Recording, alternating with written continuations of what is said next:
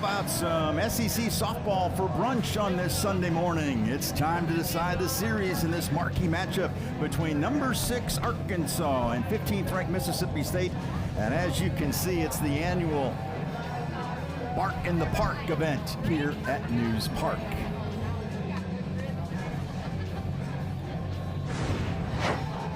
Hello everyone, alongside the All-American, the former All-American I should say, Maddie Kennedy Farmer. I'm Luke Holmeyer. So glad to have you on board with us here this morning. What a series has been so far. State wins the opener 1-0, and it was scoreless until Arkansas exploded for that 8th spot in the 5th yesterday. So we got the rubber match today, and what's it going to come down to? You know, well, both of these starting pitchers have really elite spin, and they did very well in their games on Friday night. And so it really comes down to the hitters today. These pitchers are going to induce a lot of mishits, so the hitters need to find a way to barrel up some balls. Yeah, the pitchers have dominated. 11 of the 12 innings have been scoreless so far.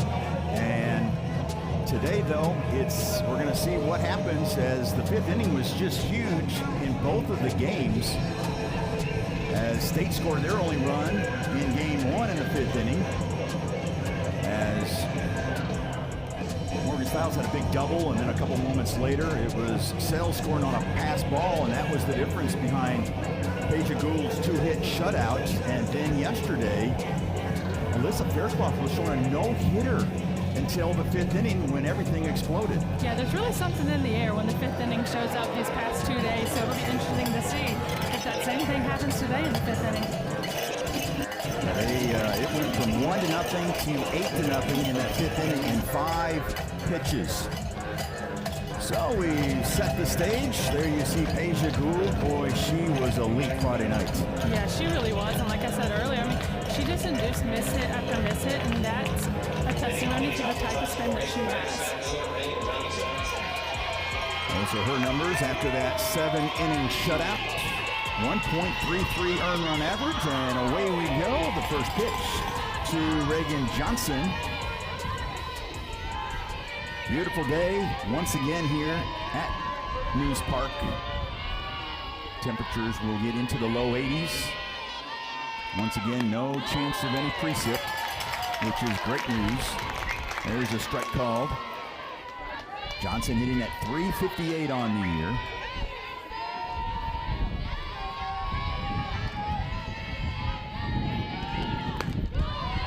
When you see Gould out there, what are we looking for? Really just how much break she has on the ball. And I think for these Arkansas hitters today, you know, their bats finally woke up yesterday big time in the 5th inning. And they obviously knew they're going to see Gould today. And she's who's had the most success against them. And so figuring out what did not work in their plan on Friday night and taking that into today and trying something different. You saw they were 0 for 11 going into that 5th inning against Faircloth yesterday, and then had that 8-run, 8-hit inning, and there's a strike called. And just moments after that, it was a run rule. It was crazy. Never seen anything like it. And talking with the coaches afterwards, they haven't, I mean, it happened so quickly. Yes, it did. I've never seen anything like that in my time. It was like we blinked and it was a run rule. There's a liner past Barbary at third, and so Reagan Johnson leads the game off with a base hit. What was really good about that at bat from Reagan Johnson already is that the pitch before that was right on the corner, and she thought it was a ball, so she went ahead and tried to take off down to first base. So she obviously knows, you know, Gould got that call on that pitch before and did not get Johnson to swing. So understanding as a hitter, you're probably going to get that pitch again, and she did very well with that. Here's Bain, Brinley Bain. Coach Deifel was telling me before the game today that was one of the key hits in that 8-run 5th inning yesterday, and that big 2-run double. Look at that movement by Gould. Yeah, her movement is insane. Bain hitting at .412, a freshman.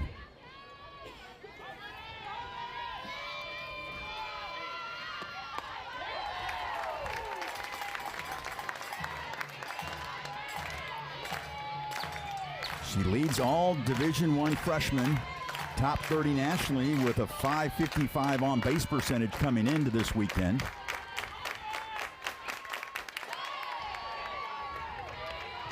will even the count at 2-2.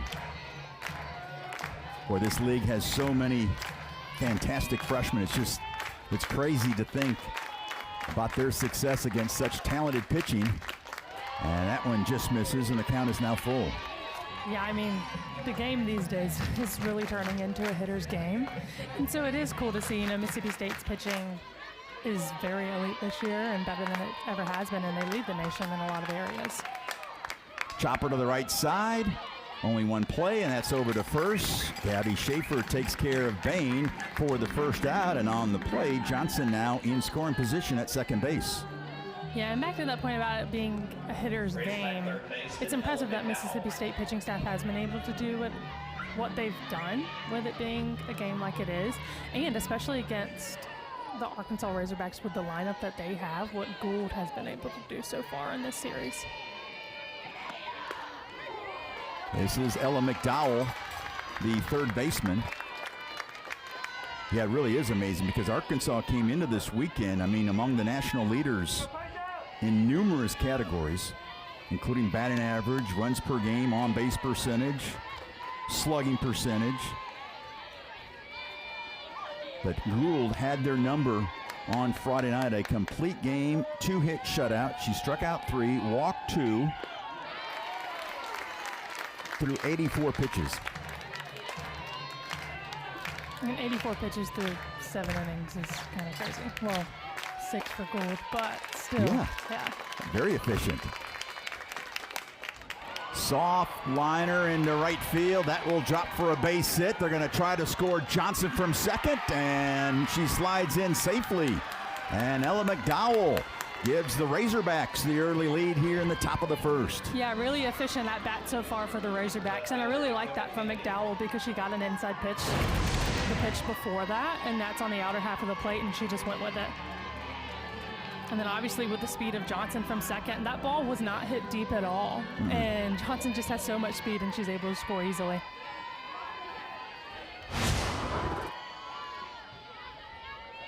Here's Dakota Kennedy. Last time we saw her at the plate, she launched one over the left center field wall. A 3-run homer in that 8-run fifth inning.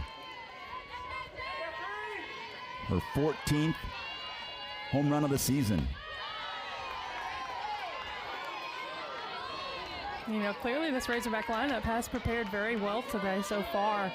Just already so efficient and taking a different approach today.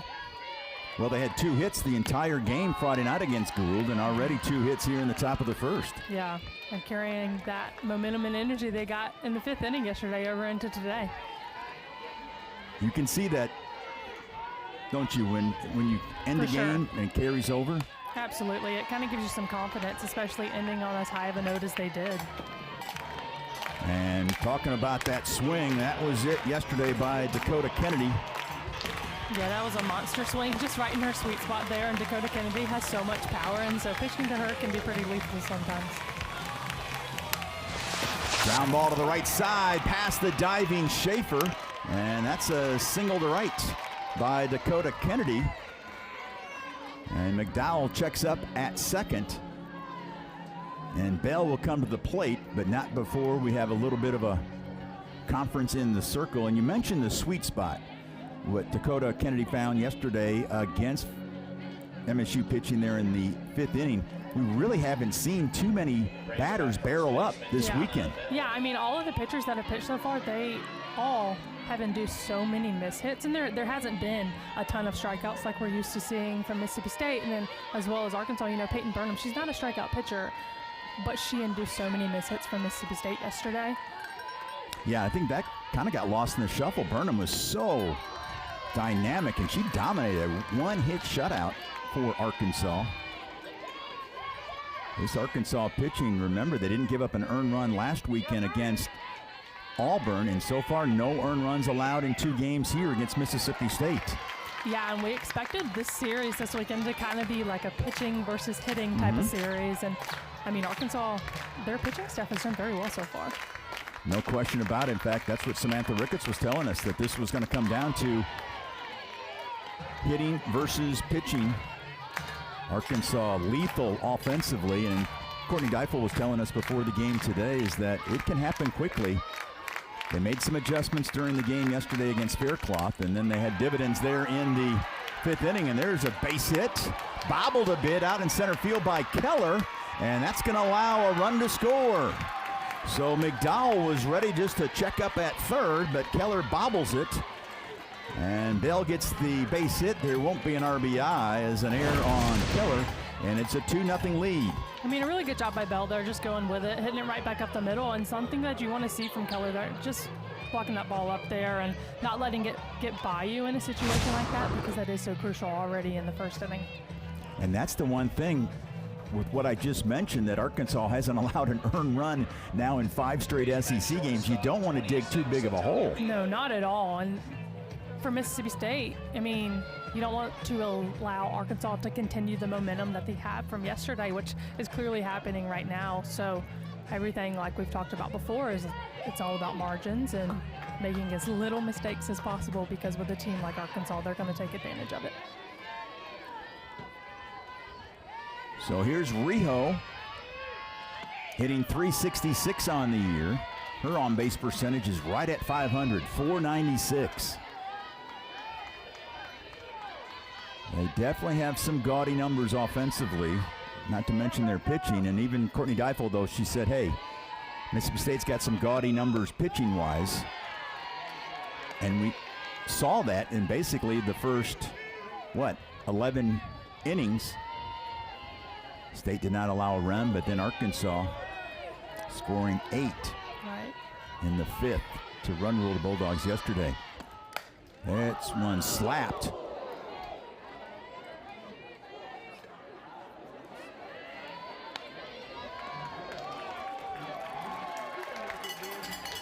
Rijo.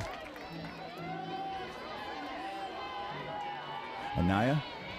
Almost, I think Anaya's okay down there. That line drive was headed right toward our camera operator there above the Arkansas dugout. There you are. Good to see everything's okay. You got to have quick reflexes. 3-1 the count. Gould's got to be careful with Rijo. And that's ball 4. And the bases are now loaded. They're full of Razorbacks. With Wyckoff coming to the plate. And yes, here comes Taryn Mowat McKinney, Mississippi State's outstanding pitching coach. She has done wonders ever since she has come aboard here in Starkville. And this has got to be a concerning start for her. For sure, and something that Mississippi State's not used to, a team jumping on Gould early like this, but Arkansas has obviously done a very, very good job of seeing what they did on Friday night and what Gould was pitching to them and taking that plan into today and changing it up. And, now we have bases loaded, already 2 runs up in the top of the 1st. A lot of eye contact there. Our home plate umpire, Anthony Williams, asking, are we going to make a change? What's up? By the way, Ronald White is our first base umpire today, and Anthony Small is over at third, and Taryn Mowat McKinney heading back to the Bulldog dugout, along with Samantha Ricketts, who was talking to the infield. There you see the MSU 7th-year head coach. She's done wonders as well. Long-time assistant here at State, and then took over the program. All they've been doing is getting better every year. Trying to take the series against number 6 Arkansas, but the Razorbacks having some other ideas here in the top of the 1st.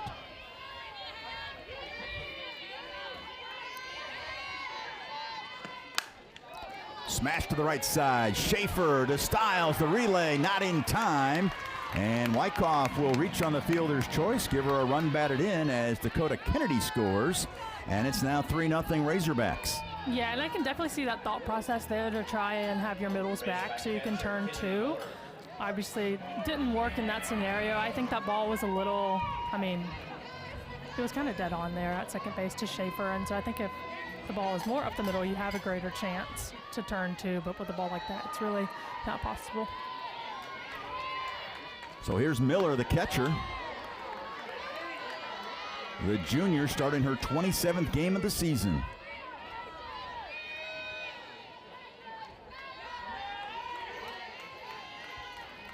hitting .328 on the year, but hitting .409 with 2 outs. This one is squib foul. And that's the scenario here with 2 outs. She's got an 0-2 count, though.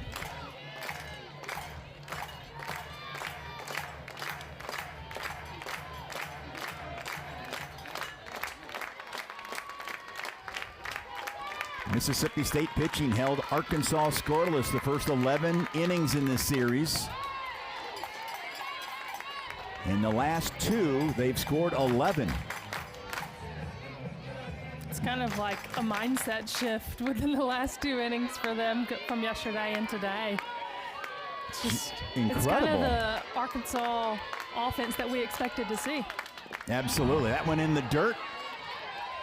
And taking second is Wyckoff, so she'll advance on the wild pitch, and now 2 are in scoring position for Kennedy Miller.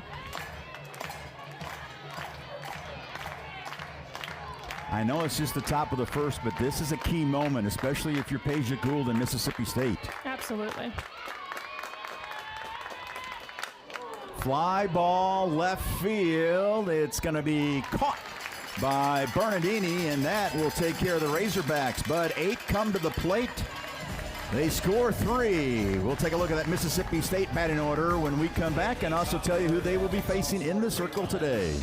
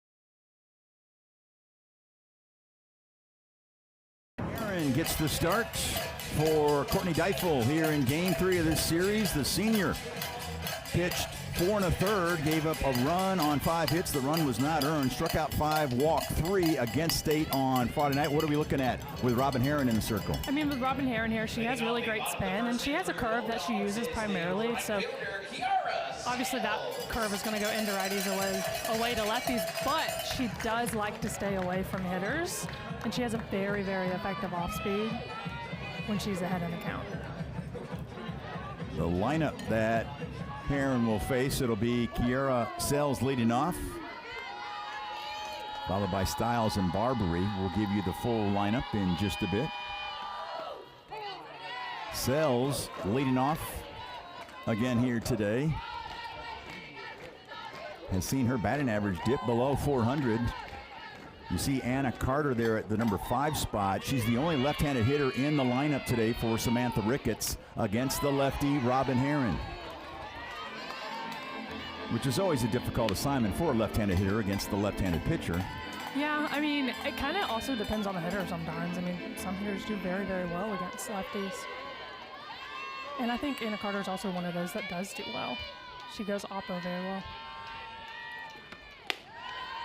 Upstairs, 1-2 the count. Sells has reached safely in nearly 60% of her leadoff opportunities this year.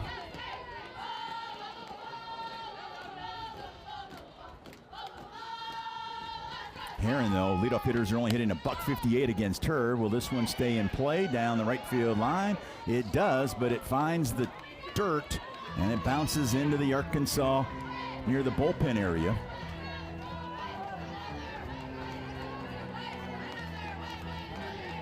There you see the second baseman, Davison. It's McDowell, Rijo, Davison, and Bell around the horn for Arkansas. In the outfield, it's Kennedy, Johnson, and Wyckoff, and Miller is catching Herron here today. The 1-2.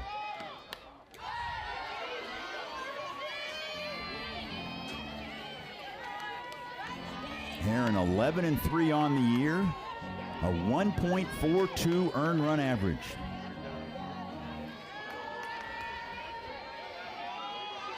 In her 13th start of the year for Courtney Deifel, she's completed 5 of the 12.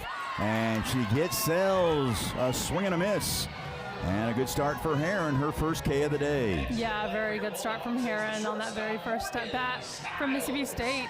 I think she did a really good job there, just switching up her pitches throughout that sequence. And that one was low, and she got Sells there. So here's Morgan Stiles, who was Samantha Ricketts' leadoff hitter for the majority of the season. This is the 10th game in a row that Sells has led off, and Stiles now in the 2 spot. Did have that double on Friday night. Her only hit of the series, but that was a key double that brought Sells to third, and then a couple pitches later was the pass ball, and that ended up being the only run of the game on Friday night. A good old-fashioned pitcher's duel that State won 1-0.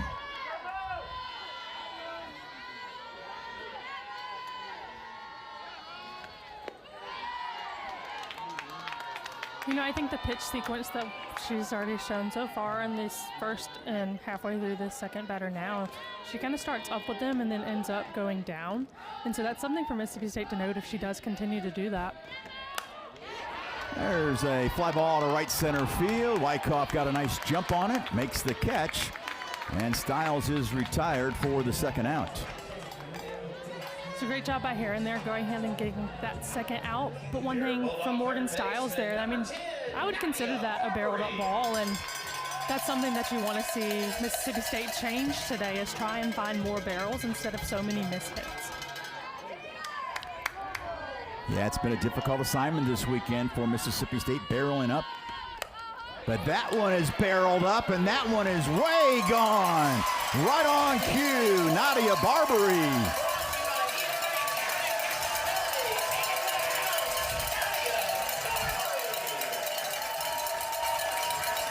Her 11th home run of the year, and boy, she put a charge into that one. Yeah, she absolutely did in the very first pitch of her at bat, and she sends it out of here. And we were just saying you want to see Mississippi State put more barrels on the ball against Herron, and that's exactly what Nadia Barbary did. I mean, what a swing by Barbary. That was right in her wheelhouse, and she took it. First baseman number 12, Paige Hurnsted. So the Bulldogs have scored an earned run against Arkansas pitching. It's almost like a lunar eclipse against this Razorback pitching staff the last 2 weekends. It's the first earned run that they've given up in 5+ games. Here's Ernstess. That one misses, 2-0 the count. And that has the potential to kind of bring a little momentum to Mississippi State's side, because Arkansas definitely has all the momentum coming from yesterday and then that big top first of the inning that they had. And so for Mississippi State, taking some of that back obviously is important, because you don't want to just lay down and take it from a team, especially in the top of the first when they score like they did and they were as successful as they were in each at bat. Just little tidbits like that can make you successful. Yeah, y'all, you want to answer. And the Bulldogs have done just that in a 3-0 count to Ernstess. And there's a strike called. Ernstess, just the third player in program history from the state of Indiana. Grew up with fellow Bulldog Sarah Phillips. This one skied into short left center field. Rijo will make the catch, and that will take care of the Bulldogs. But Barbary with the solo home run puts Mississippi State on the board. Yeah, and that home run from Barbary, that was just what Mississippi State needed there, to just not get shut out in the bottom of the first, and what a swing that was.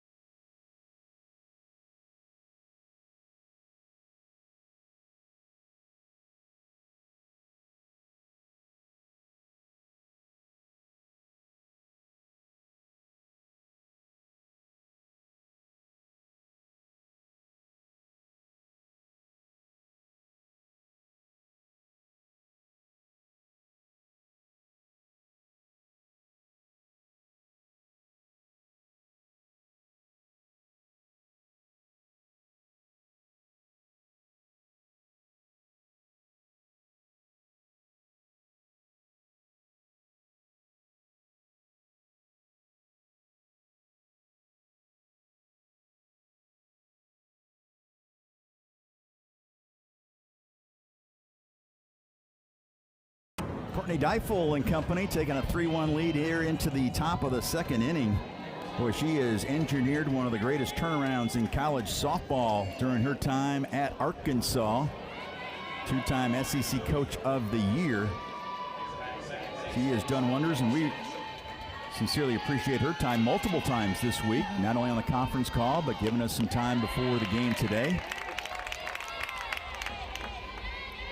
She has to like her team start against Peja Gould. Oh, for sure. And obviously she's done very well with preparing her team for today and looking at some film and taking a different approach to today against Gould.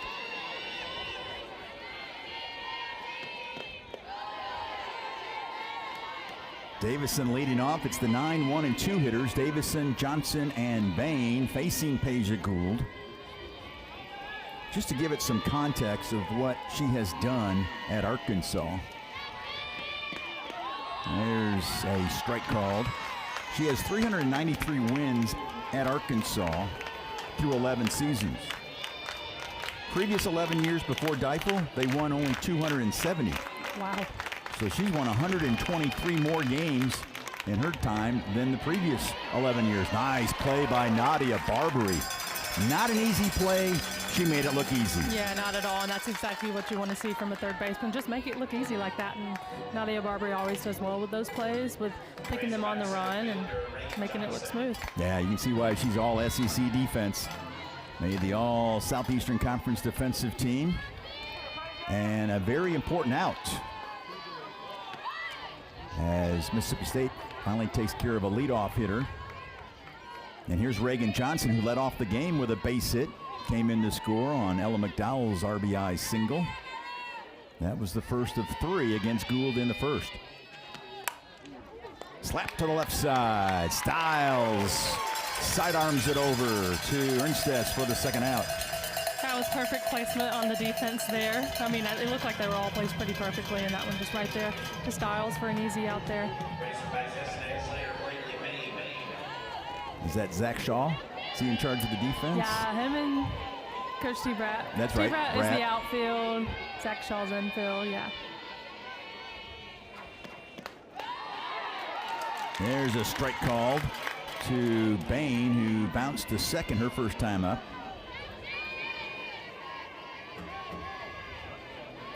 And you see Zach Shaw right there with the beard. And Coach Bratton right next to him. They must have known we were going to talk about both of them. Right. And I must say, I mean, Zach Shaw, he takes a lot of pride in defense. He's that's one of his biggest things, you know, no errors.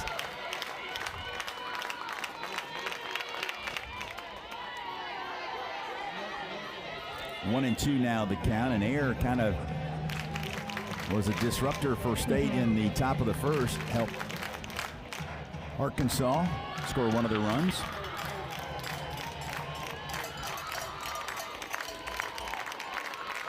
Crowd looking for a 1-2-3 inning. And Bain staying alive.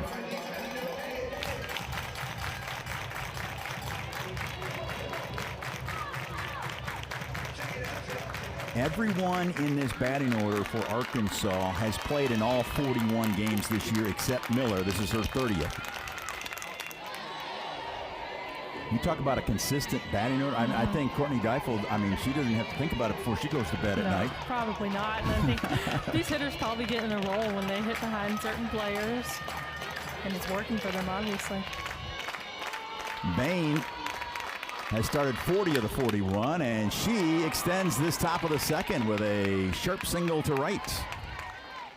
Man, Bain is just so good, and for her to be a freshman, it's so impressive what she's been able to do this year.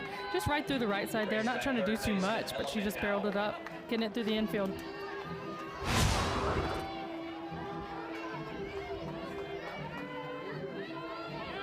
The fifth hit of the day for Arkansas. 5 for 10 so far after going 2 for 22 against Gould on Friday night.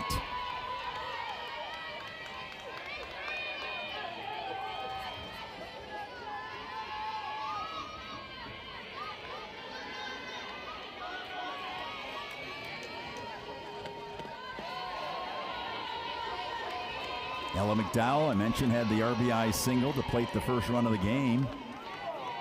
She came around to score later on.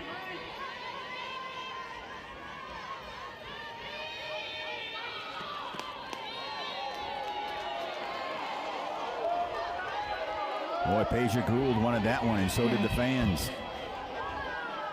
Fans will certainly let you know. Anthony Williams, though, our home plate umpire, he's got the vote that counts, and that one upstairs. And McDowell has reached for the second straight time. Got a patient at bat from McDowell there, just seeing those pitches, not swinging out of her plan, taking all four for a walk. 19th time that she's walked this year. This is a very patient offense.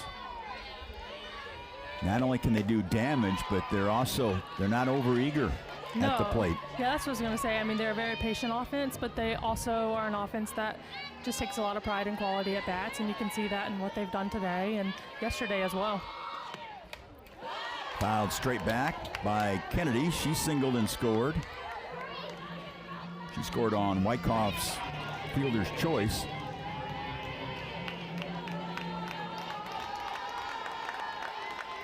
Two on, two out for the Razorbacks.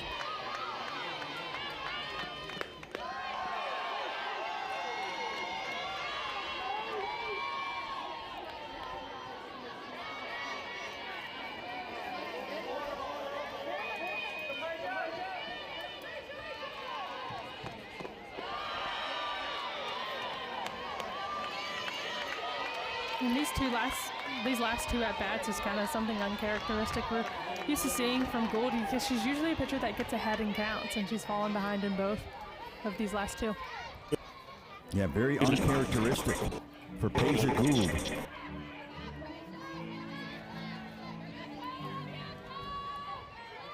Gould, who pitched for Columbia in the 2025 Pan American Championships.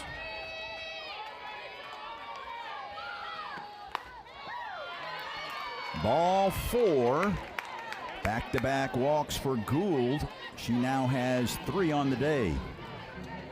A lot of times what makes Gould successful is her ability to just clip the plate a little bit with the amount of spin that she has, and Arkansas is doing really, really well today with keeping an eye on that and not swinging out. This is Bell. Had a single last inning. Peja is named after Peja Stojakovic, who played for the Sacramento Kings in the NBA. Former NBA All-Star. She's met him a couple times. This time, a bouncer to Barbary, steps on the bag, and that will take care of the Razorbacks. And Gould gets out of a bases-loaded jam here in the top of the second.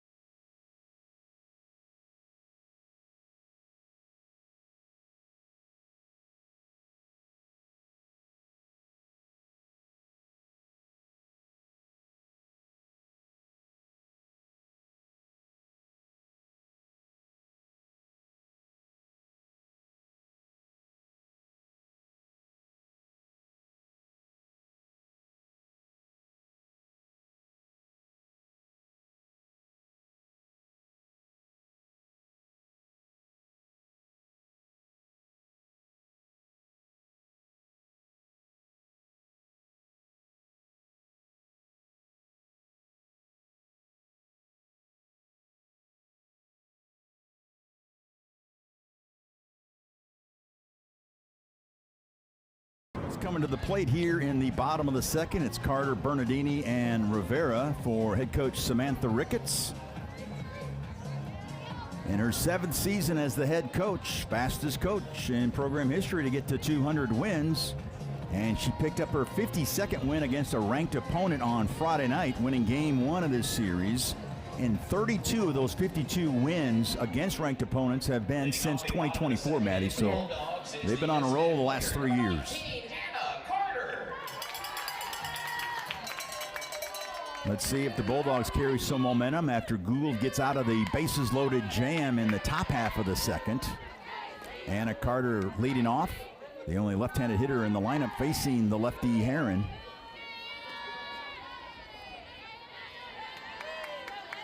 Home run by Barbary in the bottom of the first. The run for Mississippi State today. Now quickly 0-2. Mississippi State is now homered in 29 of the 45 games so far this season. Will Colmeyer alongside Maddie Kennedy Farmer. Maddie, no stranger to the kabooms at the plate. You hit your share here. I guess so. Yeah. You don't get to be an All-American if not. All-SEC. Been a pleasure sharing the booth with you this weekend. It truly has been a pleasure. We knew we were going to be in for a treat with these two elite programs. That one is low. Evens the count at 2-2.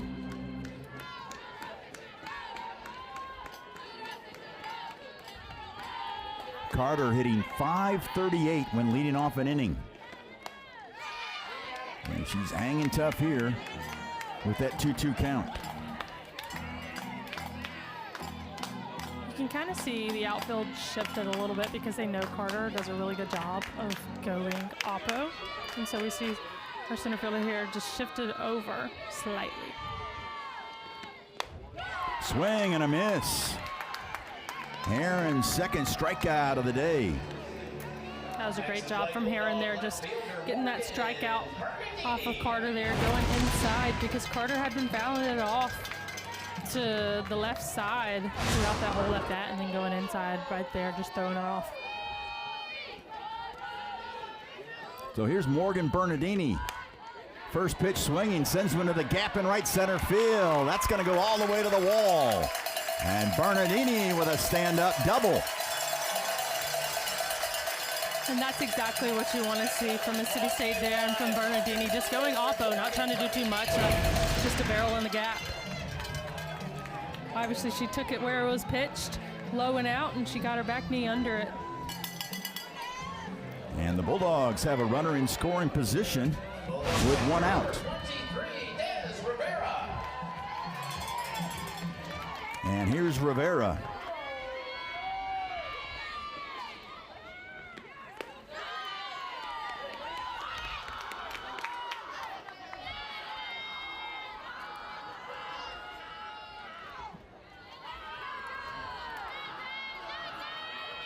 Rivera had one of the 5 hits on Friday night for Mississippi State.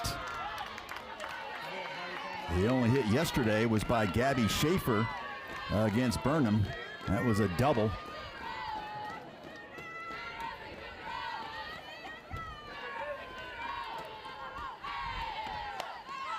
Skied in the infield. Bell calls off her teammates, makes the catch on Rivera for the second out. Yeah, and something that you want to see here, just as a plan going forward, if you're Mississippi State, I mean, you know Heron has a little bit of upspin to it, and we've seen a lot of pop-ups. And so trying to get your bat playing kind of more level and on top of it, because Mississippi State takes a lot of cuts that are kind of going up at the ball, trying to hit a home run, which induces a lot of pop-ups against Heron. There's another pop-up down the right field line and giving chase and making the catch, or did she hang on? Did Davison hang on? No. She did not. What an effort, though. Yeah. A little collision there. Big time collision. Yeah.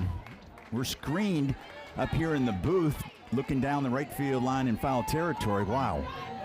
Bell and Davison. Arkansas training staff out there to make sure she's okay. Even Heron came out to check on her second baseman. There you see Bell. And Keller has a second life.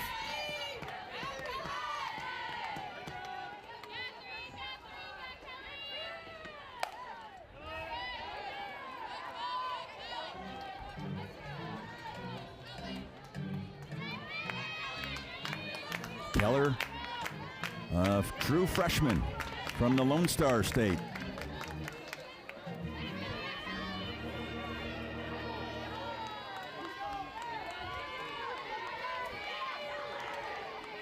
Bernardini out at second base.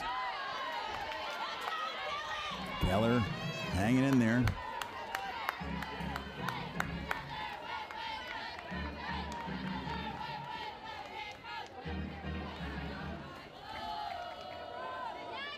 Kenley likes to play pickleball. Trying to see if she can figure one out here, and a line drive snagged by Rijo at shortstop. And that saved a run.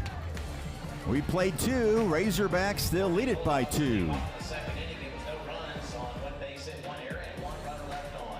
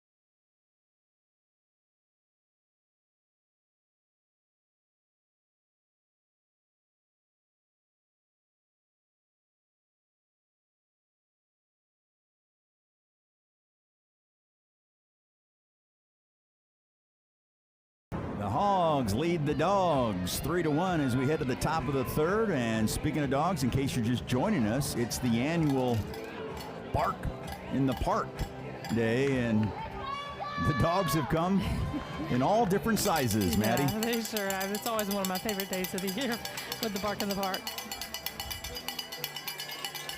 My dog would probably be all over the place right now trying to play with all the dogs. Yeah, exactly. Well, that would be, She's not allowed to come. I mean, it's like recess. They get to play, but what kind of dog do you have? The Golden Doodle. Oh, a Golden Doodle. Plenty of personality there. Oh, yeah. In the top of the third, Gould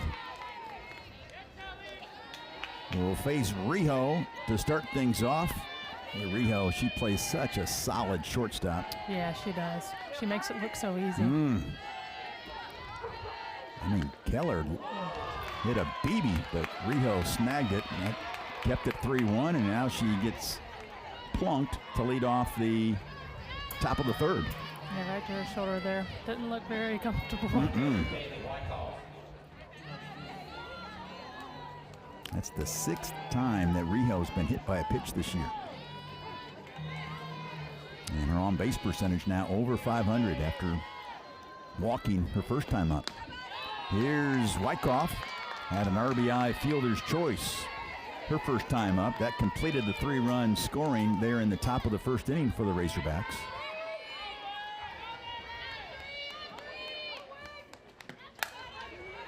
Fly ball down the left field line. Bernardini in foul territory makes the catch. And she takes care of Wyckoff for the first out. Razorback catcher Kennedy Miller. Bernardini, Keller, and Sells in the outfield, left to right for MSU. Around the horn, it's Barbary, Stiles, Schaefer, and Ernstess from third to first. Mentioned Rivera catching Gould here today. This is Kennedy Miller, speaking of catching. She flew out to left to end the first. That's when the Razorbacks sent 8 to the plate, scored 3.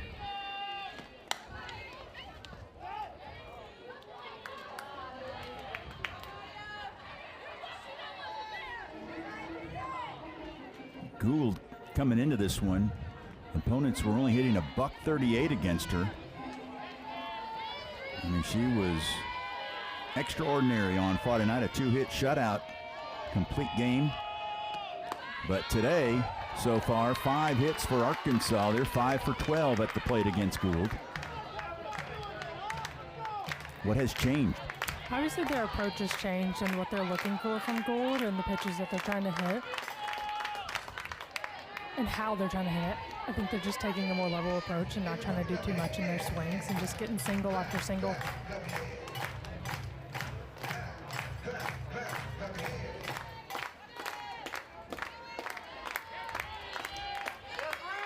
And obviously with a pitcher like Gould, it's not like you can take some huge swing all the time because she has so much spin.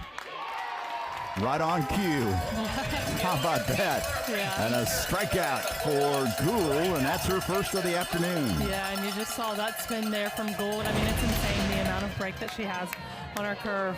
But it's in the other batter's box by the time. Also, the crazy part is that it crosses the plate. Yeah. There's a smash foul down the third base line by Davison.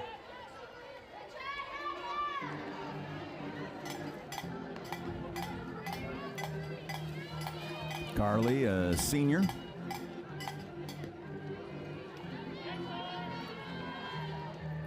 She's one of 7 Razorbacks that started all 41 games. The other, Bain, has started 40 of the 41. She's played in all 41.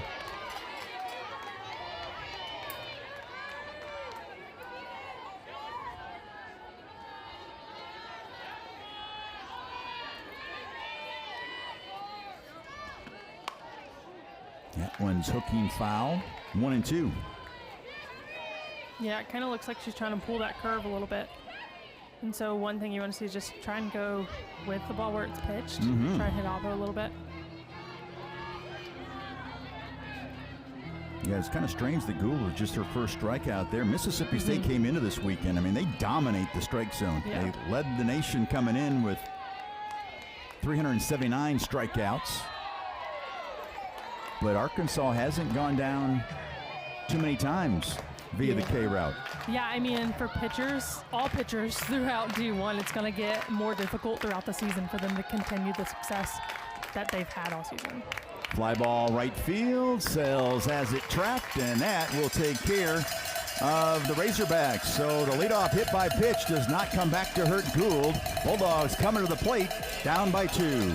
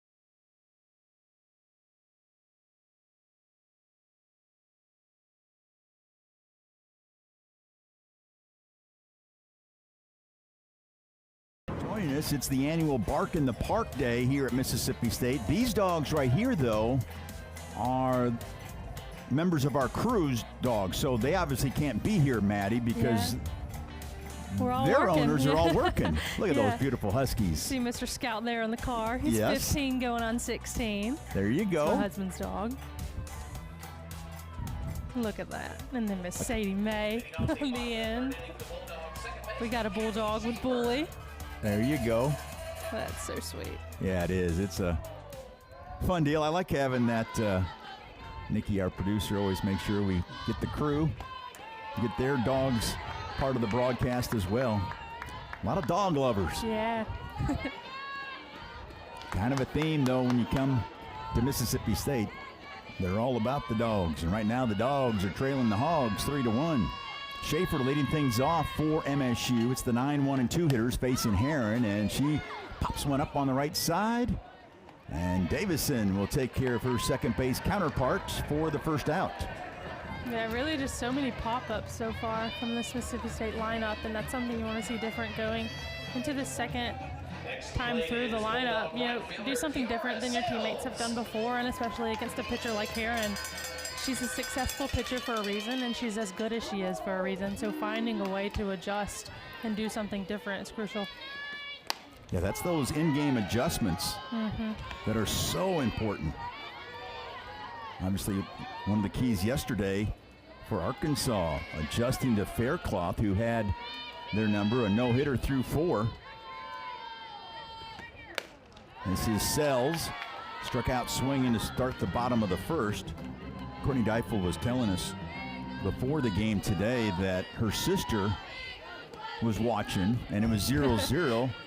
She went, left the room for a moment, came back, and it was 8-0. Yeah, it was quite literally in the blink of an eye. I feel like I took one breath and then it was 8-0. Well, Brian Ogden, the softball contact here at Mississippi State in Sports Information, said it just took 5 pitches from 1-0 to 8-0. Yeah. 5 pitches. Yeah, Just extraordinary. I've never seen it. I have not either. And, of course, you've seen more softball than I have. But it was a surprise even to the Razorback players. They were saying before the game, they thought it was crazy. I mean, you get no hit for 4, and then a few minutes later, you run rule the team. I mean, you preach it time after time, hitting is contagious. Yeah, you talked about it, and sometimes think, it's just an old cliche. It is not. It is not. No. Wind blowing out to left. Let's see if Sells can get one up in the air. A swing and a miss there, and a strikeout for Heron. She now has 3, 1 in each inning. And this is what we were talking about. 1 zip, and then it was 8-0. 5 pitches later. I mean, it was just a hit parade. I just love how all of those were singles. Yeah. And they weren't swings that were trying to blast the ball over the wall, and they were just trying to have quality at bats and pass the bat to their teammate behind them. Yeah, they connected the at-bats, if you will. For sure. That's why I really enjoy watching the Arkansas lineup hit, because it seems like they're kind of just all one and cohesive, and they are clearly trying to work together and do it as a team. Well, it worked perfectly in the 5th yesterday, and it worked wonderfully in the 1st here today, and right now the Bulldogs trying to cut into that lead by Arkansas. But 2 quick outs here in the bottom of the 3rd with Morgan Stiles at the plate. Stiles flew out to right her first time up. Nadia Barbary is on deck. She is the recipient of the only home run in this game, the only run of the game for the Bulldogs. This one down the right field line. Good effort again by Davison. Also, the right fielder Wyckoff was giving chase, and they hug each other like good effort. It just found the turf. I mean, Davison is putting in the work over there at second base, because there's been a lot of foul balls over in that territory today. Yeah, she's getting her steps in, no doubt. There's a good look at Davison. Stiles with a 2-2 count. That one bounced foul down the third base line. Heron out of Tampa, Florida. Collected her 11th win of the season. She had 5 shutout innings, struck out 8 last weekend against Auburn. Fly ball to right field. Wyckoff takes care of Styles on a 1-2-3 inning for Robin Herron. We played 3 and Arkansas still leading it.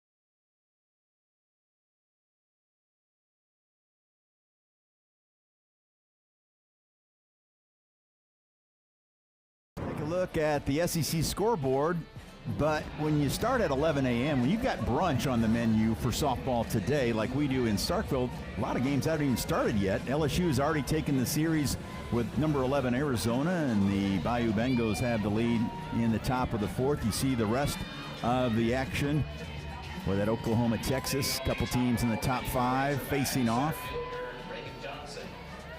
Some nice matchups this weekend, as always, in the SEC. Yeah. Here it's 3-1 Arkansas as we head to the top of the 4th.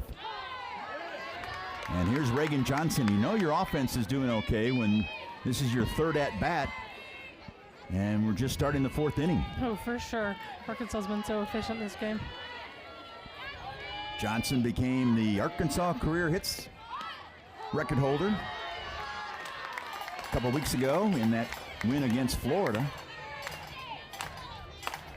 And she made history with a bases-loaded RBI single in the bottom of the 5th. Hannah McEwen previously had the record. Asking for if the hitter committed. Third base umpire Anthony Small said no.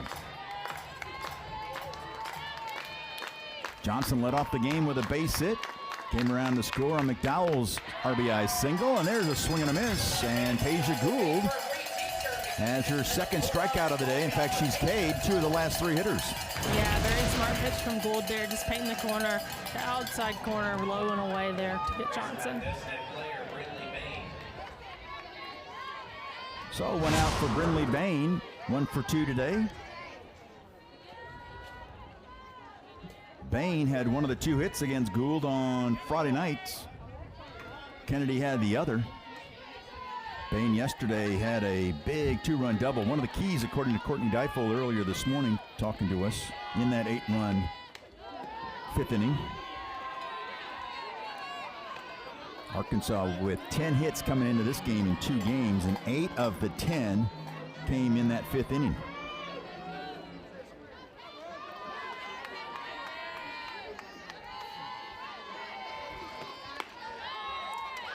There's a strike called. That shutout for Gould was her 8th of the year.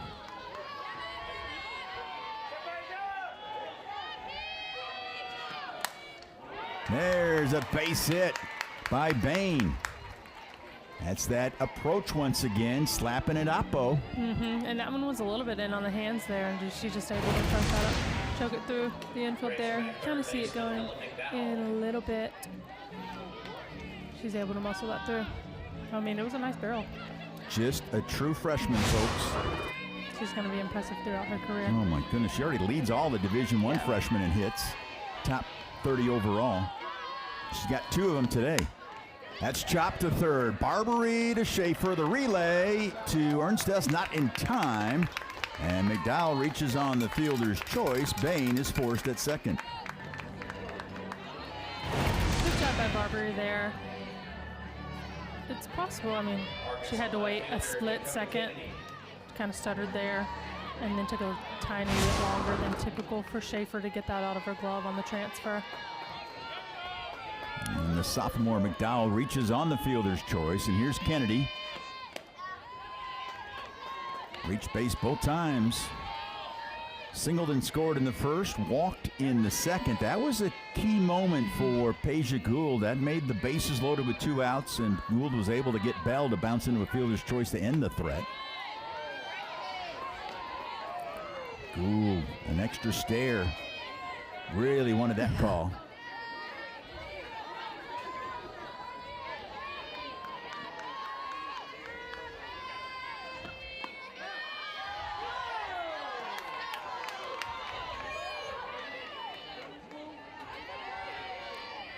Those are big calls. That changes a at bat, that's for sure. Yeah, and she's really living on that outer half.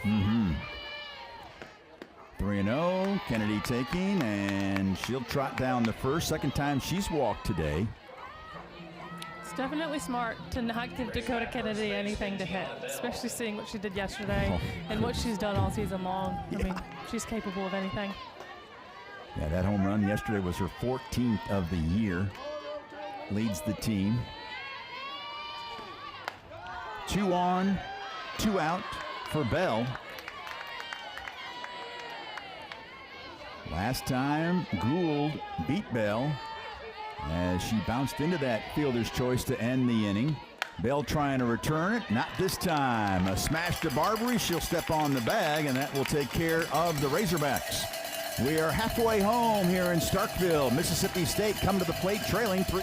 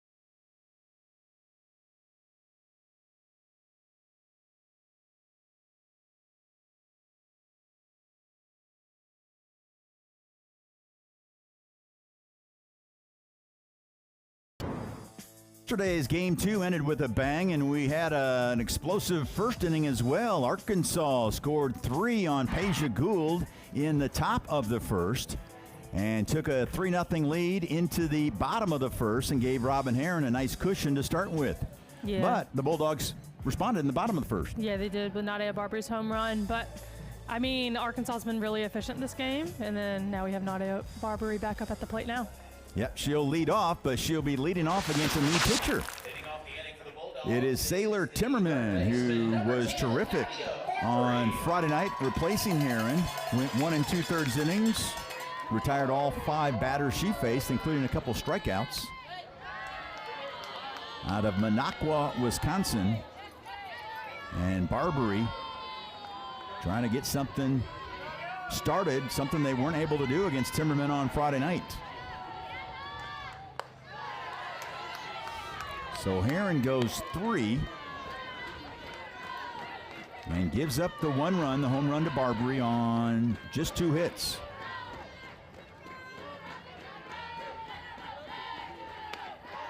You know, Heron, along with Nyjah Kennedy of Texas Tech, are the only 2 returning pitchers nationally to rank in the top 30 nationally in fewest hits allowed per 7 innings during each of their previous 3 seasons. It's pretty good company to hang out with. And she looked solid outside of that 1 swing. Barbary put a charge into that one. Yeah. Heron did look really, really solid today against the Bulldogs. Yeah, you can see why she earned second-team All-American honors from both D1 softball and Softball America. And Barbary walks to start the bottom of the 4th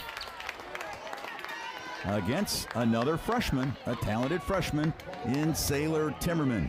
Yeah, and Timmerman was really successful against the Bulldogs on Friday night. Obviously, Bulldogs coming out with that win, with that kind of pass ball in the 5th inning. But Timmerman did really well coming in for Heron on Friday night. Yeah, Bulldogs had a hard time with her, that's for sure. Here is Ernstes.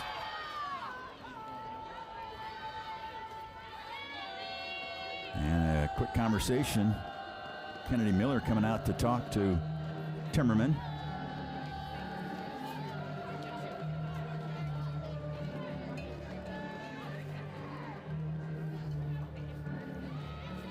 Just the 2nd player in program history for Arkansas from Wisconsin, joining Brett Erickson. She played in the late 90s.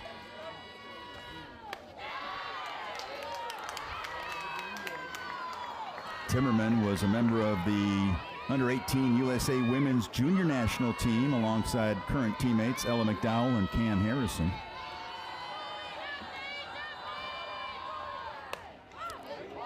Soft pop-up, and that's Davison taking care of Ernstes for the first out. Yeah, and I think they're obviously only the 2nd batter in for Timmerman, but she hadn't pitched a lot of strikes yet so far since she's come in. So Ernst is there. I think you want to see a strike in a way and not give away in an at-bat like that, but a great job on Timmerman to get that out. And here's Anna Carter, former Saluki of Southern Illinois. Struck out swinging against Heron back in the 2nd.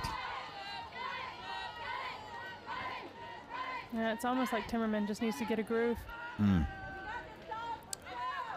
Courtney Deifel out there quickly to talk to her.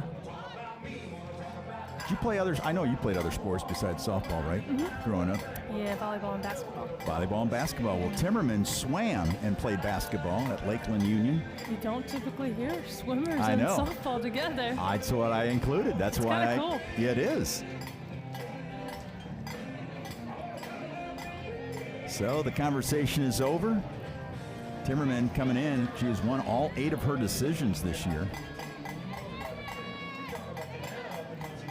Mississippi State just trying to get something going offensively. Just 2 for 12 against Arkansas pitching here today. From your perspective, what's their best bet to get something going offensively? Not take too big of swings and just try and pass the bat one after another. Take a shorter, more compact. A little shorter approach to the ball, because one swing, I guess you could say one swing would tie up the game right now. But if you want to be successful over the long term, you have to learn how to pass the bat and have quality at bats. I don't know that we have seen too many quality at bats today from Mississippi State. This would be a perfect time for one for Anna Carter. And there's ball 4. That's the 15th time that Carter has walked. And so 2 walks in the inning by Timmerman. And those are considered quality at bats, or walks, and not many walks have been issued this weekend like that, especially 2 in an inning like this. And so good job on Barbary and Carter there, just taking their pitches. Tatum Silva will come out and run for Carter. You see the cowbells, the clanging. These Bulldog fans trying to encourage their beloved Bulldogs. So Silva is at second, and there's Greta Grassel out of Boscobel, Wisconsin. Speaking of Wisconsin, So Grassel is at second. And you got Silva at first, a pair of pinch runners for Samantha Ricketts. First pitch upstairs to Morgan Bernardini. Bernardini with a double her first time up. She has one of the 2 hits for MSU. That 2-bagger by Bernardini, her 8th of the year.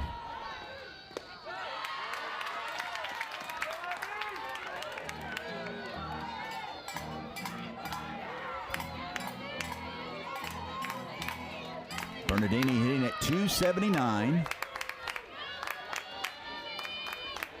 Looking to add to her RBI total that is at 23 right now. There's a strike called.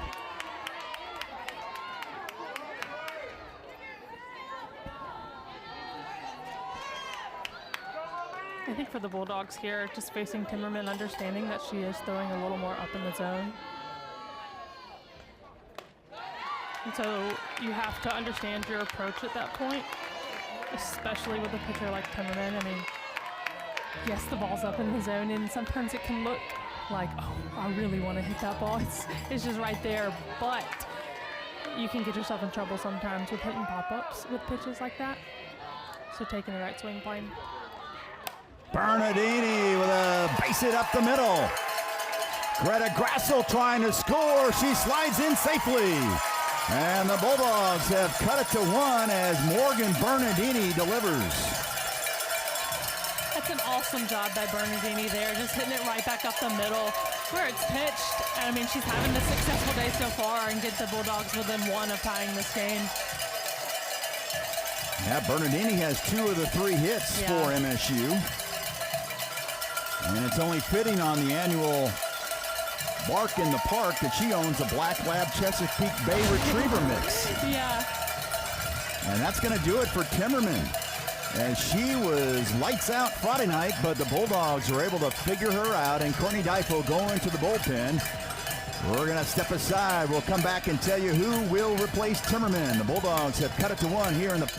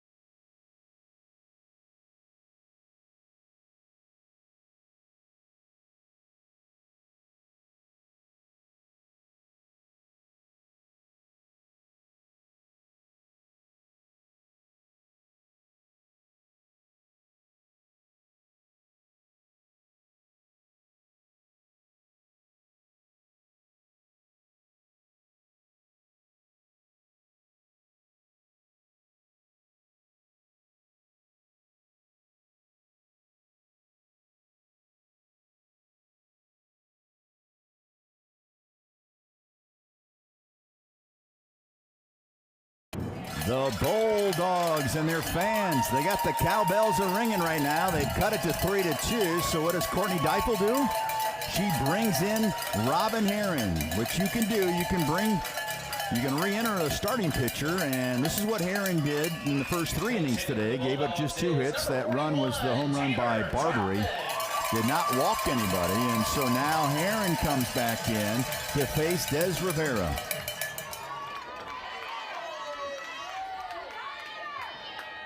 An uncharacteristic outing for Timmerman, and now it's Troutman pinch hitting for Rivera.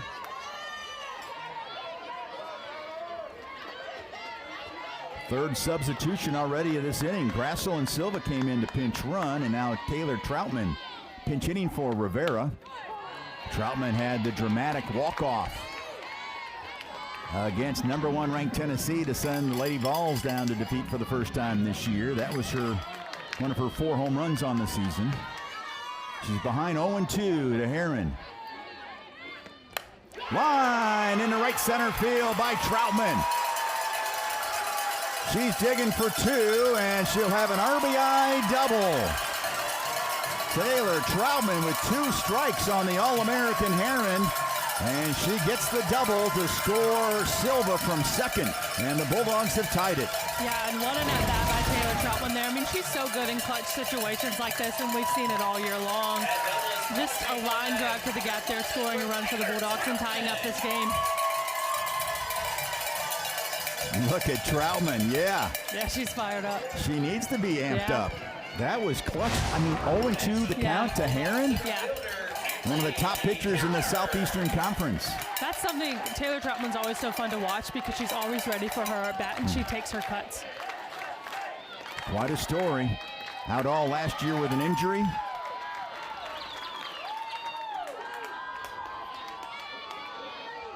And came through to start her season this year, hit a home run. First at bat. Here's Kinley Keller at the plate with 2 in scoring position. Also, pinch running for Bernardini is Kalani Sells. And as expected, my score sheet is getting a bit messy. 2 in scoring position with only 1 out for Keller at the plate. Keller lined out to the shortstop. Rijo made a nice play, snagging a would-be base hit away from Keller in her first appearance.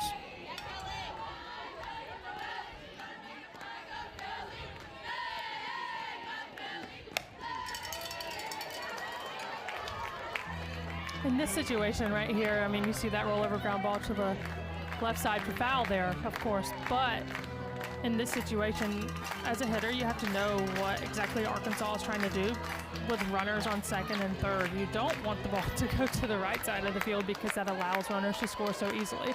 So they're obviously trying to induce a rollover ground ball. 2-2 to Keller.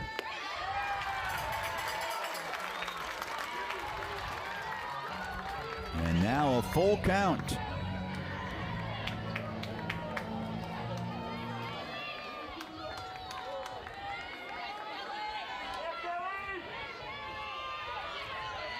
The 3-2 from Heron to Keller. Lined and caught by the third baseman. And McDowell beats Sells back to the bag, or did she? And if she did, that will be one heck of a play. Either way, it was one heck of a play there by McDowell. And it looks like the Bulldogs are going to... Are they going to challenge it? Yeah. I think we might have a challenge coming up by Samantha Ricketts.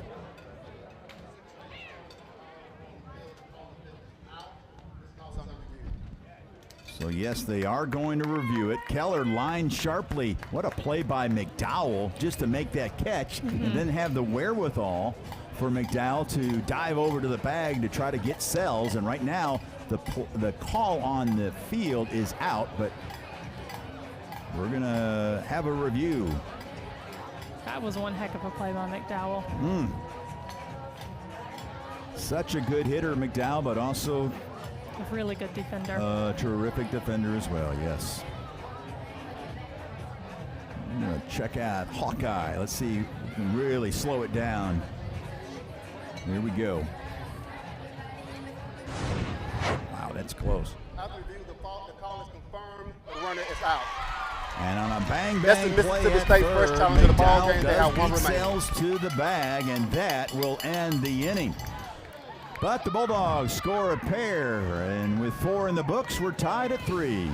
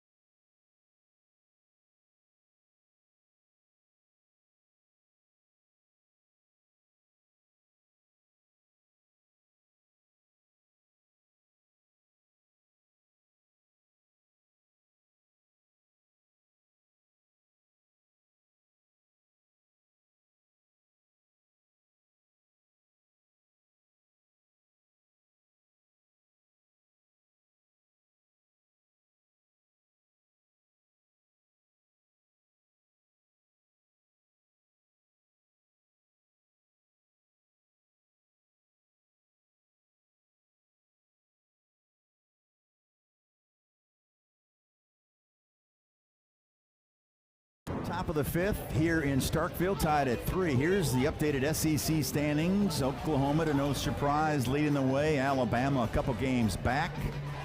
Florida on the heels of Bama. Texas A&M has won the first 2 against Ole Miss in its series. And there you see Arkansas at 9-5. Mississippi State at 6-8. Such a critical series. Well, all of them are crucial. It seems like, but maybe even more for Mississippi State. They've only had 1 series win so far this year in SEC play. Yeah, I think this is definitely a critical series for Mississippi State to win. And going forward in the last half of SEC play, you want to be on a hot streak entering in the postseason. First pitch swinging is Rijo. Backhanded by Schaefer. The throw over to first is in time. Ernstess makes the play at first, and that takes care of Rijo, and that's the first time Rijo has been retired today. A good job by Ernst just there to hold her ground, and I think from Schaefer there, you just want to see a little bit, get your feet more settled under you. She looked a little rushed in that play. Still a good job to go ahead and get that out, but definitely looked a little rushed, which could have resulted in an overthrow. You played some first. You understand what Ernstess was going through there. Here's Wyckoff. An RBI fielder's choice back in the first, and then a fly to left in the third. So 0 for 2 officially for Wyckoff.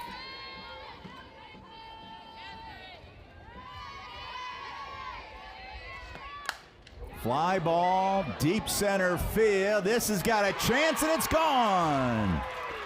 How about that response by Arkansas as Kaylee Wyckoff with her 6th home run of the season. Yeah, and what a response by Arkansas there with Wyckoff going with the long ball. And that was a great swing, just hitting it right back up the middle, got the wind blowing out a little bit. That was a beautiful swing. Yeah, and Kalani Sells, who stayed in the game after pinch running, just ran out of real estate. Yeah, I'm getting Arkansas back on top there. That's what great teams do. Yeah, especially with an inning. I mean, Mississippi State just tying it up, and that's huge for Arkansas to come back and respond to what Mississippi State just did and try and pull the momentum back to their side. Well, it's like a heavyweight bout, and we knew we were going to have one this weekend, and that's a punch-counterpunch. 4-3 Razorbacks with Kennedy Miller at the plate. 0 for 2 today against Gould. The fly out to left, and then Gould struck her out swinging. But that's really what makes Arkansas so great. Mississippi State just tied up the game, and they're like, okay, so what? We're a really good team, and we have a really good lineup, so we're going to go show what we're made of. Gould ahead now. And Coach Deifel earlier this week on the call, she said, she really enjoys this team because they are so businesslike. And that's just what that felt like right there, is that, okay, we're just going to go take care of business and do our jobs. It's really no biggie to them. Yeah, she said, now some days are better than others, but she really likes that her team, they've got the character that leans into the hard. Yeah.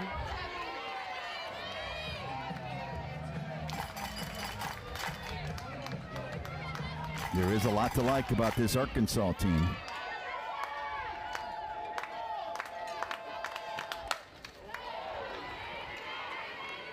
We asked her about what the message is to the team at this point to finish out the last half of conference play, and she said, we're creatures of habit and wanting to stay in the moment. This time of year, you can get caught up looking ahead. Yeah, for sure, and that can certainly happen at this point in the year. You get so antsy about postseason and wanting to do well for your standings there, obviously wanting to host a regional and then also potentially host a super regional, which is huge. Miller sends one deep to left, and Arkansas has gone back-to-back with home runs from Wyckoff and now Kennedy Miller. And it's 5-3 Razorbacks. Another big swing by Kennedy Miller there. Just going back-to-back home runs. That was a really great swing, just pulling that ball.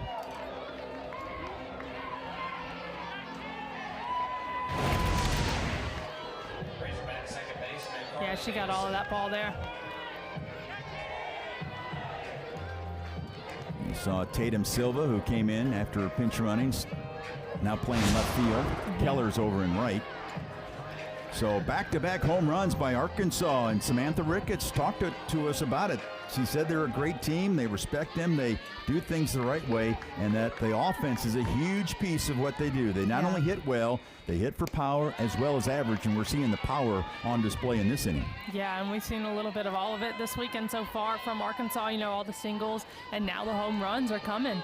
And I think that's just a testament to the work that they've put in and how they've prepared for Gould. Miller's second home run of the year, and there's a line single to left by Carly Davison. And the Razorbacks continuing to hammer away against the outstanding right-hander, Peja Gould. Yeah, and that's a huge at-bat from Davison there. You know, you had 2 home runs back-to-back from Wyckoff and Miller. But Davison, that's almost comparable in and of itself, because to continue that momentum from the home runs and not being out right after a home run, that's really crucial in the game of softball, to have that momentum be on your team's side. And it looks like that might be the end of the day for Peja Gould. Taryn Mowat-McKinney, the pitching coach, making the decision, and there you see Gould. She goes 4 1/3 today, gives up the 5 runs on 9 hits. A total different day at the office for Peja Gould after spinning that outstanding 2-hit shutout against this Arkansas squad on Friday night. We're gonna step aside with Arkansas leading 5-3 and tell you about Alyssa Faircloth, who's coming in to replace her here in the 5th.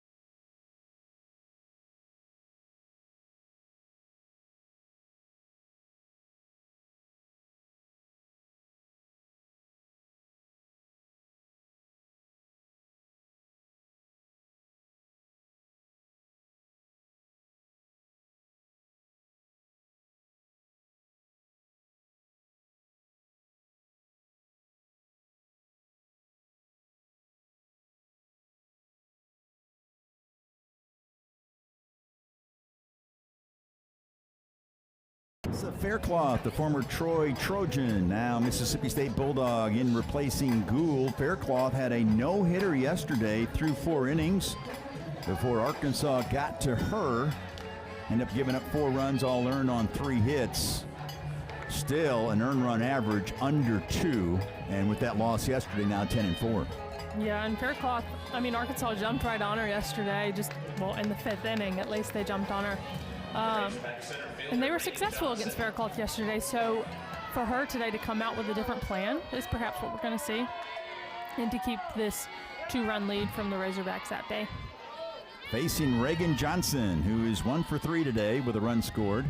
Showed bunt, pulled the trigger back, snap throw down to first, and just getting back safely is Davison. Boy, Rivera's got herself a gun at that right arm. She really does. That was right on the money, too. I mean, perfectly. Again, Johnson tried to bunt her way on, and Barbary nearly made the circus catch. And now 0-2 the count. And Barbary might have a berry on that elbow after that one. 0-2 the count to Johnson. Bain is on deck.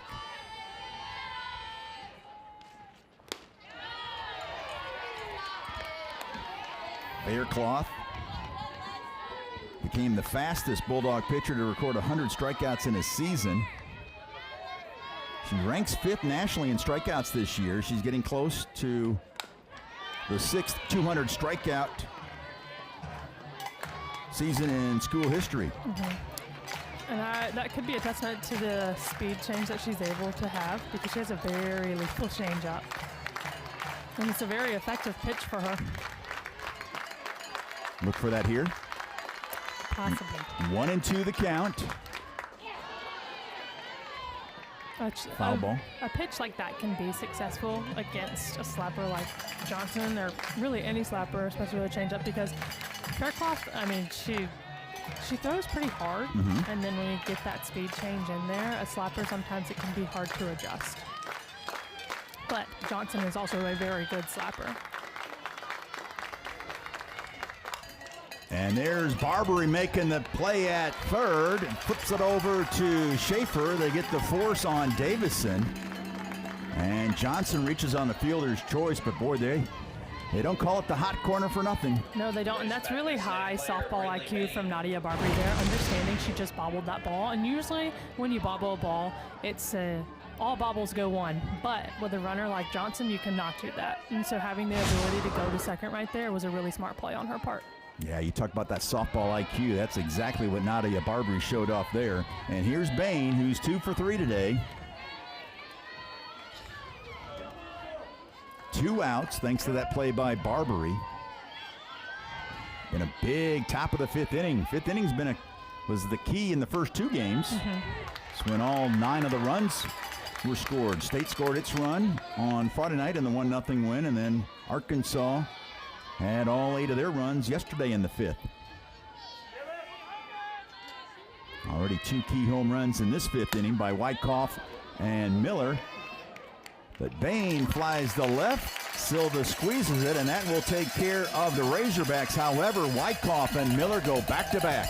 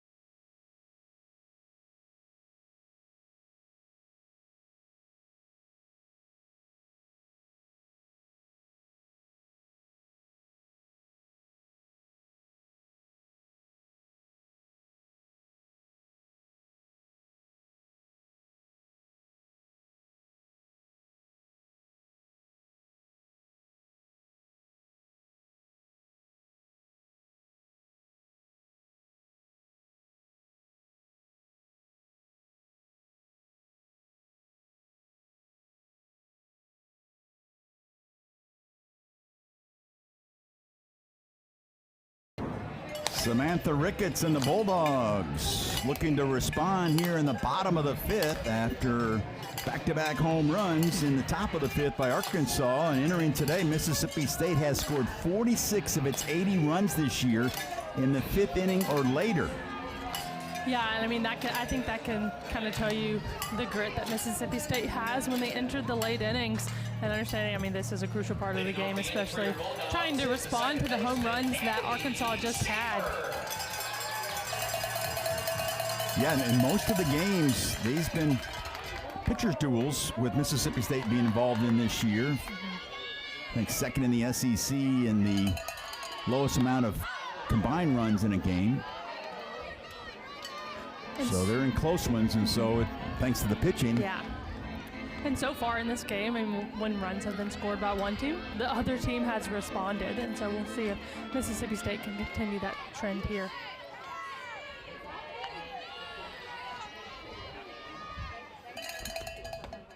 Schaefer leading things off. It's the 9-1 and 2 hitters. Schaefer, Sells, and Stiles against Robin Heron.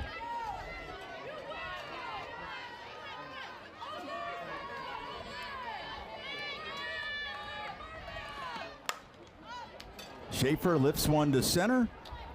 That's Reagan Johnson making the catch, and there's one out here in the 5th. good job by Heron there, going ahead and getting that first out and inducing another pop-up from Mississippi State. Kiara Sales. So here's Kiara Sells. Of course, we talked about her younger sister, Kalani. They're part of the 9th pair of sisters in MSU history. Swing and a miss. In fact, Kiara, along with Kalani, they're 2 of the 5 children whose names all start with K. Huh.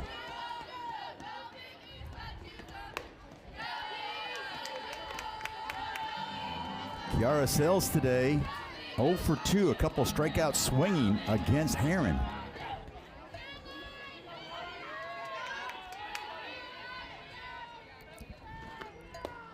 Check swing, did she commit? No. Heron has 15 10-plus strikeout games, which are the 2nd most in program history, trailing only Mary Haff. She had 16 back in 2018 to 22.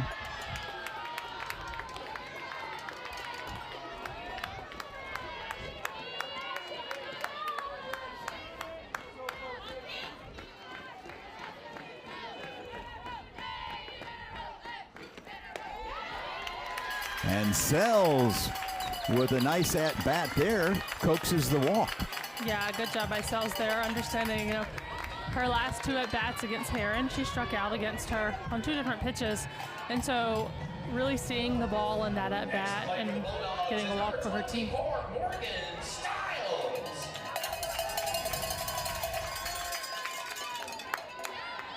So 1 on, 1 out for Morgan Styles, and here comes Courtney Deifel to talk to Robin Heron. You know, Heron trained under the same pitching coach as former Arkansas All-American Mary Haff. We just talked about her when growing up. Must be something about their pitching coach. Yes, I would say so. And looks like we're going to have a pitching change. So we'll take a break. Arkansas leads at 5-3. Styles, the tying run, coming to the plate when we come back.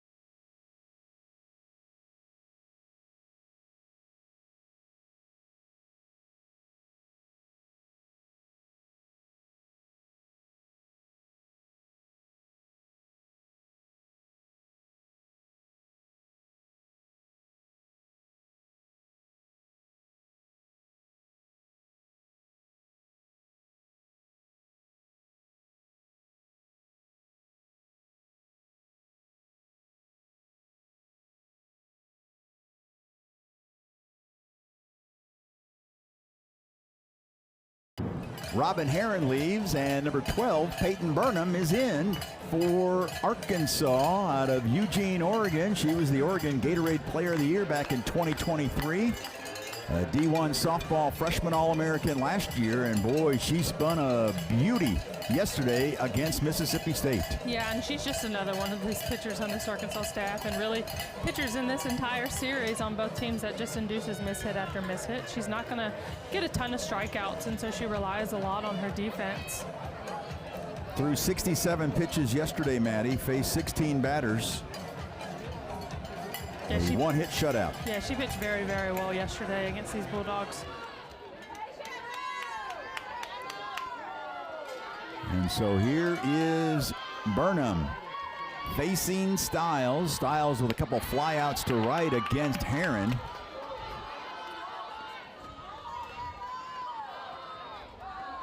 Styles averaged down to 338, still having a terrific season. Went 1 for 3 on Friday, and then 0 for 2 yesterday, so 1 for 7 in the series.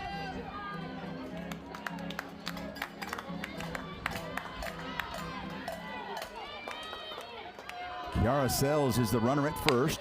And there's a one-hopper to third. McDowell to Davison, and the relay in time to Bell.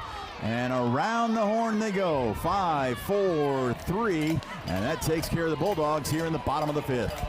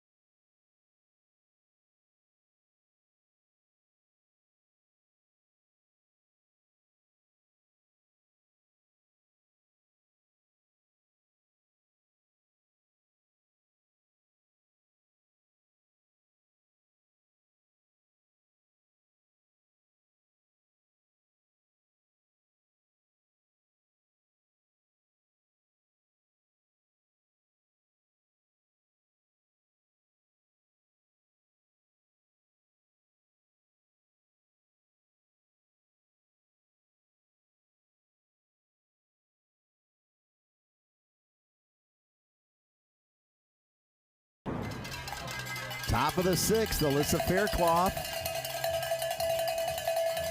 And time for our trivia question. How many Mississippi State pitchers have had 200-plus strikeouts in a single season? I was telling you last inning that Faircloth is getting close. She's got 181 this year.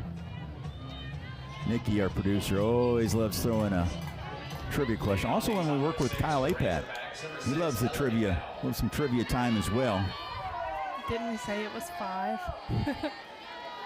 I would think so. That would be my guess as well. McDowell leading things off. She wears the number 6, but I think 5 is the answer. Dakota Kennedy is on deck, then Bell and Rijo.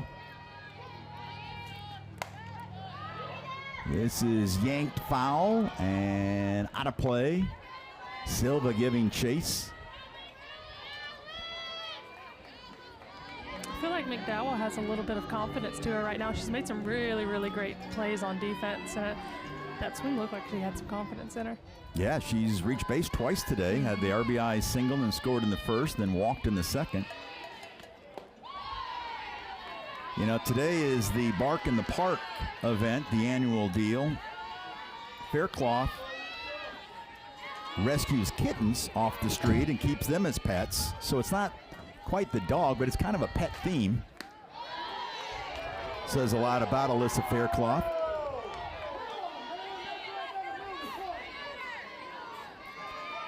She enjoys hunting, and right now she's going to be hunting for some outs. And there you see some of the dogs in the park here today. And ball 4. And Arkansas wants some insurance here in the top of the 6th. So Faircloth with 181, and the correct answer is 5. Allison Owen leading the way with 250, 4 ahead of Autumn Anderson. That's first pitch swinging Dakota Kennedy. And the long run by Kalani Sells. She can't make the catch. And all of a sudden, Arkansas with 2 in scoring position. As the left fielder, Tatum Silva, did she lose that one in the sun? Yeah, it looked like she lost that one in the sun. And the sun can be difficult to work around in this time of day, but understanding that the sun is there, so you have to find a way to work around it. And so Kennedy, instead of flying out, will get credit for a double. Yeah. And she has reached base now all 4 times. And here's Bell. She's bounced into fielder's choices the last 2 times up. to end threats for Arkansas. She had a single in the first and was stranded at third.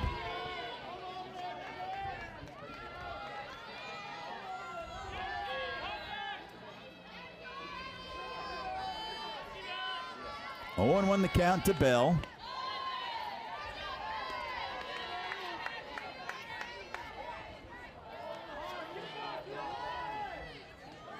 Bell hitting an even 400 on the season.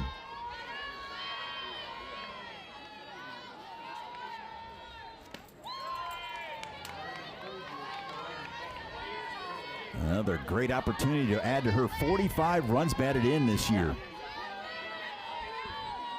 And when Bell takes a swing, she takes her hacks. Oh my goodness, Yeah. yes. And Fairclough pulls the string there. Yeah, I mean, I think throughout the weekend, what I've been able to tell is that Bell really, really enjoys a nice off-speed pitch because every single time one has come, she's taken a hack. Good memory. Let's see what Fairclough will do with 2-2. Low. Rivera. A lot of times, though, I mean, some hitters just get choked up by it and they just don't swing because they don't like swinging at off speeds. And so Bell, she knows she can hit them, so she takes her swings. Arkansas today 2 for 6 with runners in scoring position. And there's a walk. He gets past Rivera. The flip to Fairclough is not in time as McDowell scores on the wild pitch, and that is a big insurance run there for the Razorbacks here in the top of the 6th. Yeah, you're exactly right. A huge insurance run for the Razorbacks, and a good job on McDowell to be ready for that and realize that it's not just going to be a regular walk to get bases loaded, but she took advantage of the opportunity. And I think for Rivera there, you just have to try and block that ball up a little bit more and kind of get your chest over it and get around it more. Let's see if we'll have a pinch runner for Bell.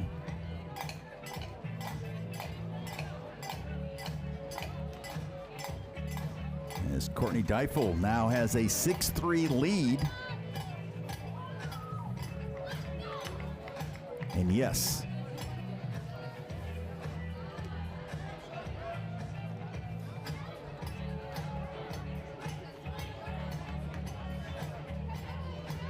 let's see, is that 13?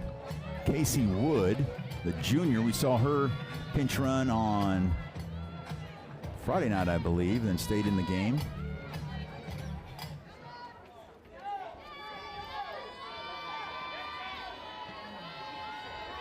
Check that. That was yesterday. And then she stayed in and played right field. There's a throw down to second and a stolen base for Wood. That didn't take long. Not at all. Second steal of the year and as many tries for Wood, and so 2 more in scoring position for Arkansas. Still nobody out here in the top of the 6th against Alyssa Fairclough. Rijo has walked, been hit by a pitch, and then grounded out to second. That ground out was the first out last inning, and then Wyckoff and Miller had back-to-back jacks that put Arkansas up 5-3. Fairclough with an 0-2 count on Rijo. Needing a strikeout here and just missing on that one. And it's 1-2.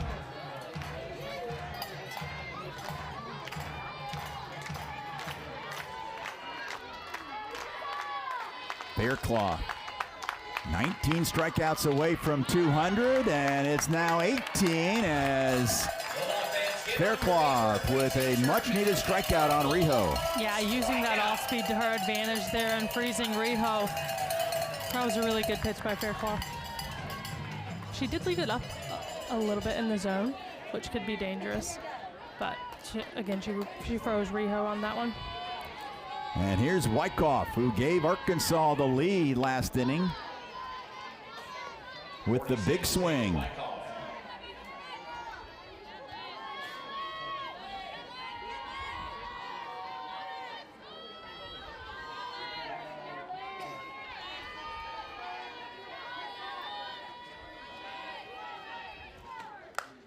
And Wyckoff sends one out to Kinley Keller. Will it be deep enough to score the run? Here comes the throw, and it gets past Rivera, and sliding in safely is Kennedy. And so a sac fly to right by Wyckoff, and she's driven in her 3rd run of the day. I think that play there, I mean, great job on Wyckoff to score that run there. That can be a difficult play for Rivera to make. Obviously didn't make the play there because that ball was on a short hop. And from an outfielder, you do want a long hop in that situation to make it easier on the catcher, because that is a bang-bang play, and she would be in trouble of an obstruction call if it's not. There you go, and it wasn't in between, like you said, the hop. Yeah, it's just really hard to make that play, and so you always, your outfielders, you want them to try and go for a long hop if they are going to hop it. And a nice job by Wood tagging, and she's now at 3rd with 2 outs with Kennedy Miller at the plate. Check swing, and she did commit. 7-3 Arkansas. 2 really huge runs here in the top of the 6th inning for the Razorbacks. Mississippi State had taken the momentum after scoring 2 in the bottom of the 4th to tie it at 3. And then really looking for more, and that play by McDowell at 3rd as Keller lined that. Looked like it was going to be a base hit, and not only was it a catch by McDowell, she got to the bag in time to get the double play. There's a fly ball to deep center field, and Kalani Sells runs into the wall but makes the catch, and that takes care of the Hogs. But they add 2 more, and they'll take a 4-run lead into the bottom of the 6th.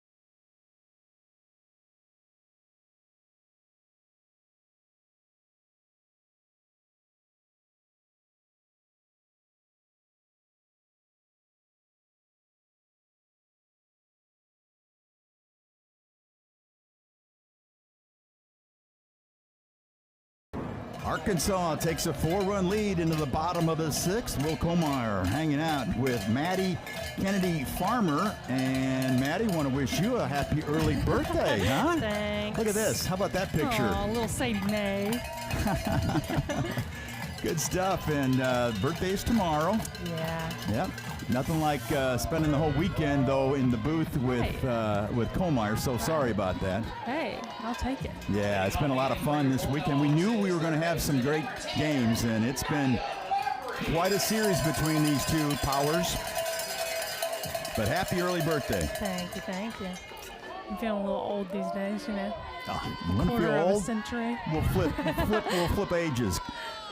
Komeyer with Kennedy Farmer, the former All-American here, All-SEC, all-everything, and quite the analyst as well. So the entire crew says happy birthday to you. Well, thank you. Right now, Barbary and the Bulldogs, they got some work to do. Barbary has reached base both times, solo home run in the 1st, and she sends one to deep left field. Good running out there by Dakota Kennedy. She jumped on it. Nice jump as soon as that thing was hit by Barbary, and she makes the catch. First time Barbary's been retired. Kennedy did get a really good jump on that ball, tracking that one down. So 1 out nobody on for Paige Ernstess, the cleanup hitter, 0 for 2 today. A couple pop-ups, one to short, one to second. Bulldogs are running out of outs. Yeah, they are.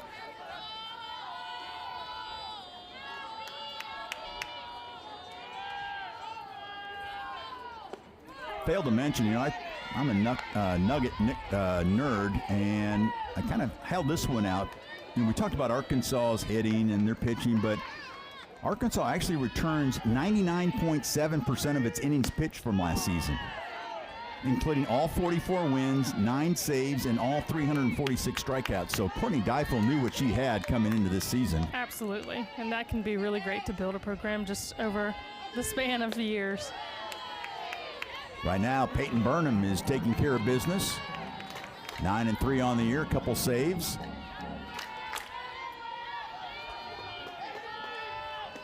There's a swing and a miss, and a strikeout for Burnham on Ernstess.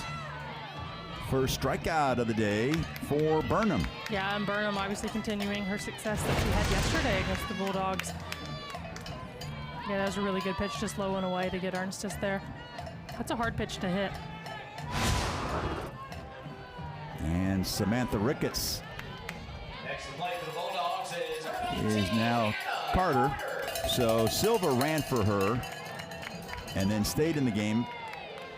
But then now you've got Carter re-entering. Carter today struck out swinging in the second and walked. Silva pinch ran for her and came around to score on the RBI double by Troutman after Bernardini's RBI single to score Greta Grassel. And that's how the Bulldogs tied it in the bottom of the fourth. But since then, it's been all Arkansas. 2 in the fifth, 2 in the sixth.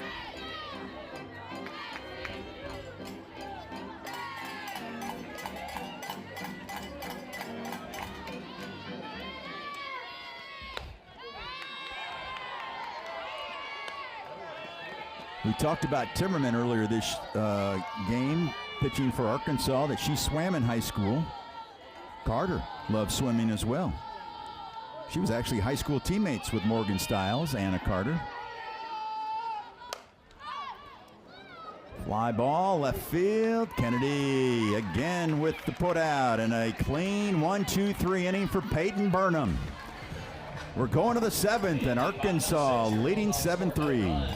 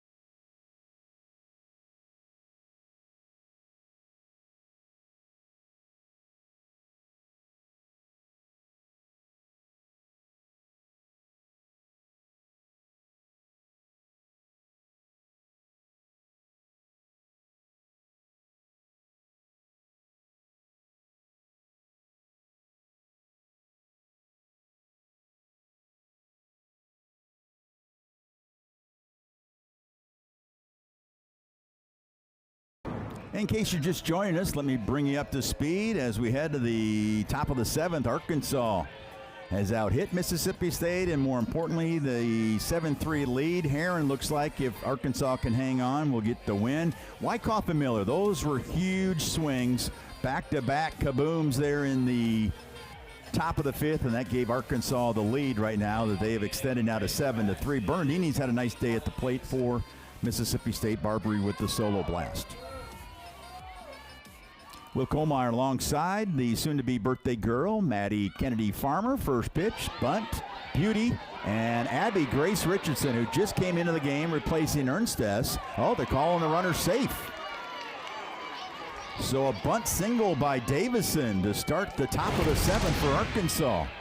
Yeah, that one definitely could have caught Abby Grace Richardson off guard there. And honestly, I'm not sure if she had a play by throwing it or tossing it to first there, because Schaefer was late to the bag there.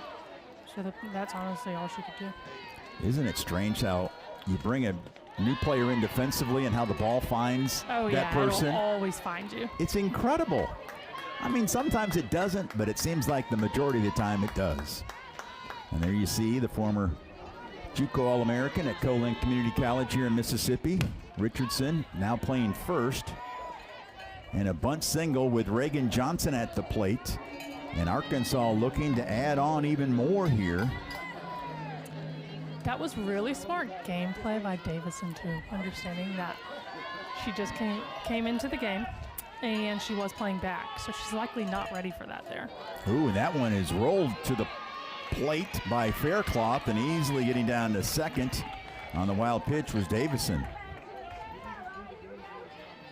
Looks like that one must have just slipped out of the hands of the standout southpaw, Alyssa Faircloth.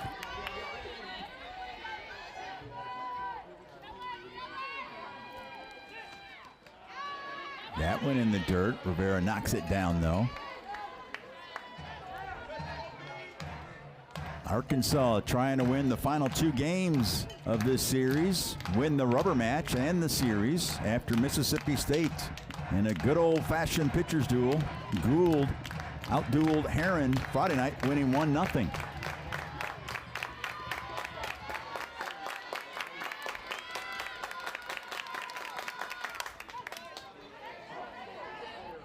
Kalani Sales giving chase. That one will find the turf. Kind of interesting, Kinley Keller now in center field, and she's got the Sells sisters to each side. You got Kalani out there in left and Kiara out in right field. I mentioned Richardson, the new first baseman. The rest of the infield intact. That one in the dirt. And another wild pitch will send Davison now to third with nobody out. Yeah, it's almost like the ball's just slipping out of her hand during this at bat. It is a very warm, and it's starting to get sticky. The humidity is coming back. And there is ball 4. And Reagan Johnson now at first. So the Razorbacks have runners at the corners with nobody out, and Bain coming to the plate. Check that. It's going to be Burnham. I think this is one of those moments also for Mississippi State. It could be a beneficial moment to just call a timeout, especially after throwing so many pitches in the dirt, and allow Faircloth just to kind of regain her footing. There goes the throw down to second. Sliding in safely is Reagan Johnson. She's now 17 for 17 on the base path this year. Yeah, and really there's just, Reagan Johnson is so fast. There's just honestly no shot of getting her. Burnham at the plate this year, 0 for 2. Has not hit since February 8th against Akron.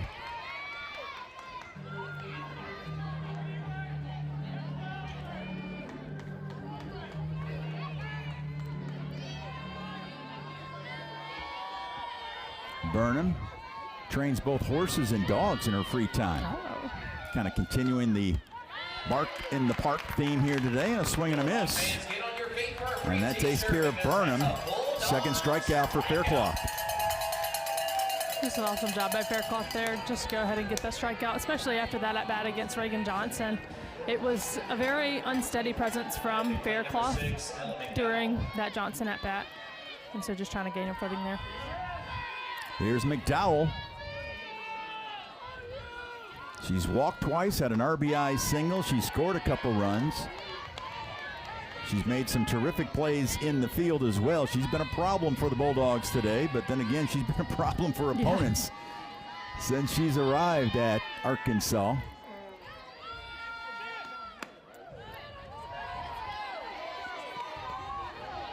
Just a sophomore.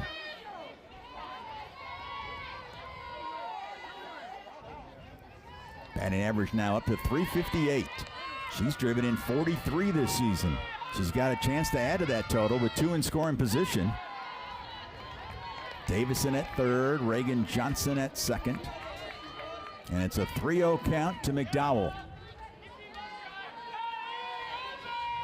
So she's 123 at-bats into the season, and her OPS is over 1,100. Wow. Those are Madison Kennedy numbers. There's ball 4 to McDowell, and she's walked for the 3rd time today. Boy, I'll tell you what. She has a really good eye. Yes. And uncharacteristic pitching today for Mississippi State. A lot of walks, a lot of free passes. That's now 8 on the day. Yeah, really yesterday and today, both uncharacteristic. But in all honesty, the deeper you get into SEC play and the deeper you get into season, that's going to happen. And you have to find a way to adjust and work around it and show some different stuff and not just do the same thing, because teams are going to figure you out eventually. And that looks like the case here this weekend for Arkansas. And here's Dakota Kennedy. She is yet to be retired. Looked like she was going to get retired last time up, and then fly ball lost in the sun. This time a single up the middle. It's going to plate a pair. And Dakota Kennedy's day continues to have lots of success as Davison scores, Reagan Johnson scores, McDowell checks up at second. It's now 9-3 Razorbacks. I mean, Dakota Kennedy really just having a successful day today, hitting that ball right back up the middle and plating 2 for the Razorbacks. And Dakota Kennedy can really do it all, honestly. Phenomenal cleanup hitter for Arkansas. Here's Bell. Kind of need that breeze on this warm and humid day. Big old cut. Yeah, Arkansas, there's a reason why they're ranked among the nation's leaders in so many different offensive categories. And even some pitching categories as well. I don't want to sell the pitchers in the circle. Yeah. Sell them short. It's just an all-around really good team, and there's a reason why Arkansas is among the nation's top-ranked teams. And there's a base hit up the middle by Bell.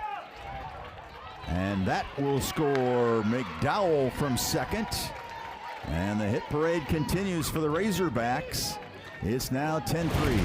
Things like this is what makes good teams really great. It's just getting those singles after single and passing the bat and not taking big swings all the time. Understanding those singles get the games done and get the games won. We're sitting now 10-3. And it's not like they are huge swings. They're just putting their barrel on the ball and in the right places. And that's why Arkansas is so great. Yeah, that's exactly right. And it's crazy how this whole weekend has shifted. Arkansas did not score a run in the first 11 innings against Mississippi State pitching. Had only 2 hits in 11 innings. Been a different story since then. So Delaney Everett will come in to replace Faircloth. We'll tell you about her numbers on the year when we come back.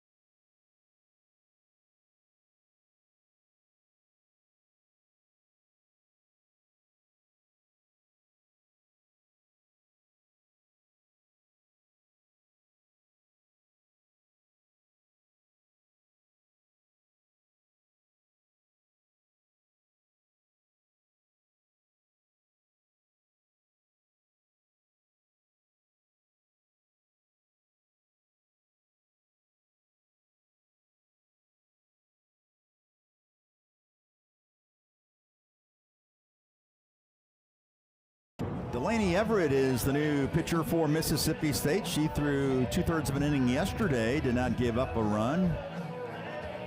Walked 1, gave up a base hit, faced 4 batters through 15 pitches. The junior this year has yet to give up an earned run. She has won her only decision, and this is her 5th appearance of the season. Yeah, and Delaney Everett, it was nice to see her yesterday. It's been a long time since we've seen Delaney Everett pitch, and just seeing what she has and obviously giving Arkansas a different look than what they were expecting to see. And yesterday she was put in a difficult situation coming in, and here she is again in another difficult situation, and see if she gets out of it. Not an easy assignment with runners at first and second, 1 out. Arkansas has already scored 3. Delaney wears the number 48 as a nod to her uncle, Josh Perry, who played football at San Jose State and also played 3 seasons in the NFL. That one in the dirt. The wild pitch will send Kennedy to third, and Bell is at second. So 2 more in scoring position. It sounds like a broken record. I've been saying that for most of the afternoon. But, I mean, Arkansas's really just been able to get it done. Rijo fouls this one off. And to continue our Bark in the Park theme here today, Delaney has 2 dogs, Goose and Maverick, of course named after Top Gun. Right.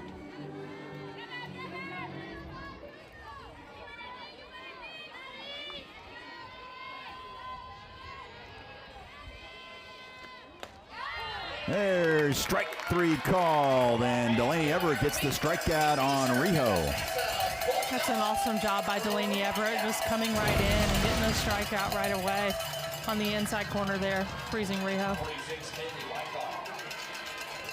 Here's Wyckoff coming to the plate, and Delaney Everett, obviously last year, tough way to start the year. Her father passed away 2 weeks prior to the season, and you see that pitching towel, and she now wears her California Highway Patrol badge number, her father's badge number on her pitching towel and face mask. So it's a nice tribute. Of course, she couldn't thank the teammates. I mean, just how tough would that be? But the whole Mississippi State family, especially the softball family, just kind of put their arms around her. And she had a really good year last year. Yeah. This time she hits the batter Wyckoff, and that will load the bases for Arkansas here with 2 outs in the top of the 7th.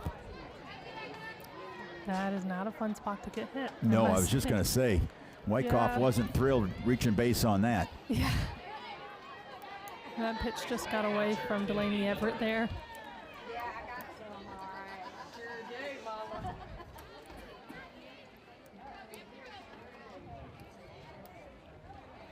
Looks like she's going to have a pinch runner. She is still smarting down that first base line now in foul territory. She's trying to walk it off. It can be painful. Oh my goodness. Yes, there will be a pinch runner. And those are some of the Arkansas fans, again wearing the same headwear that we had yesterday. Let's see. Looks like that's Jaden Wells, the junior utility player. Nope, check that. That's Walker.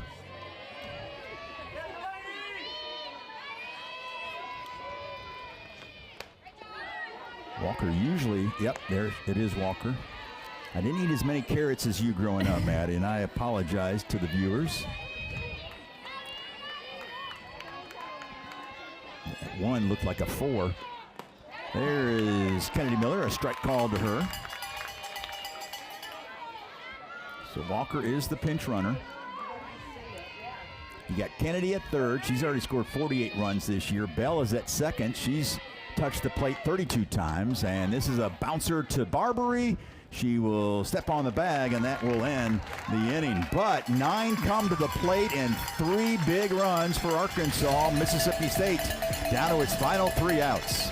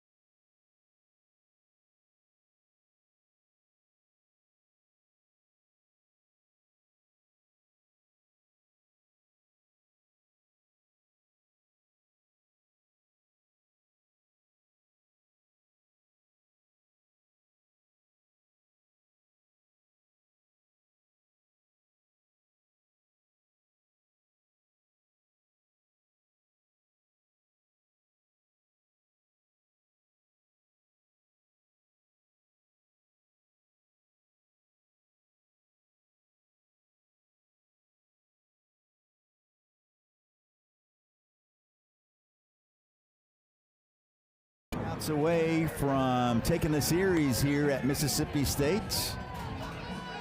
The annual Bark in the Park today, and these dogs, they've hung in there. Yeah, they really have. It's warm and sticky. I know. I'm sure they're ready for some shade. Yes, they are. Tough way to end the weekend for Mississippi State. Things escalated so quickly yesterday after Faircloth had a no-hitter through 4. Arkansas scores 8 runs on 8 hits in the 5th, and they run rule the Bulldogs. And then today, jumped on Mississippi State with a 3-run top of the first. Barbary solo blast in the bottom of the first, cut it to 2. Bulldogs scored 2 in the bottom of the 4th, and we were 3-3 after 4. Yeah, the Bulldogs did respond really well, but then Arkansas has responded even better since then. And the Bulldogs have had nothing to answer for what Arkansas has brought to the table. And really, since the 5th inning of yesterday's game, it's really been all Arkansas. Here's Morgan Bernardini leading things off. She has "Be Still" tattooed on her wrist to help stay calm in games. Bernardini's had a really good game here today. She's got 2 of the hits. She's 2 for 2, had that double in the 2nd, an RBI single in the 4th. She has half the hits for Mississippi State. She's 2 for 2. The rest of the team is 2 for 18. Yeah.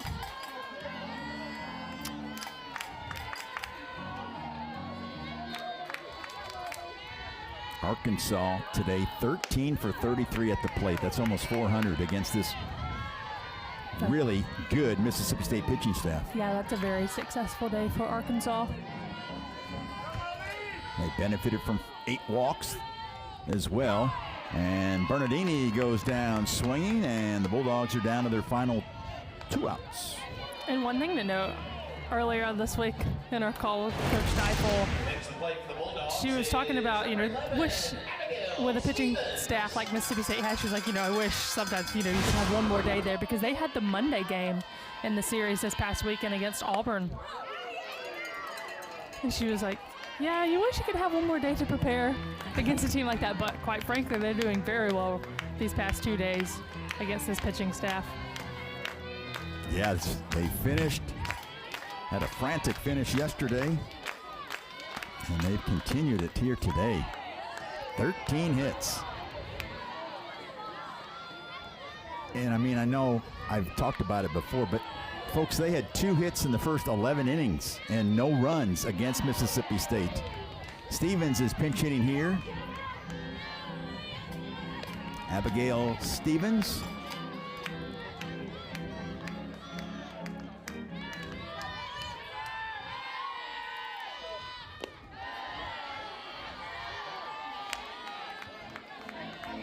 Stevens, a really good athlete. She played basketball in high school as well. Once scored 39 in a game. And Stevens is retired. Back-to-back Ks for Burnham. Yeah, Burnham just on fire here in this 7th inning. And both pitches that these batters have struck out on have been away. One was low and away to Bernardini, and they're just on the outside corner.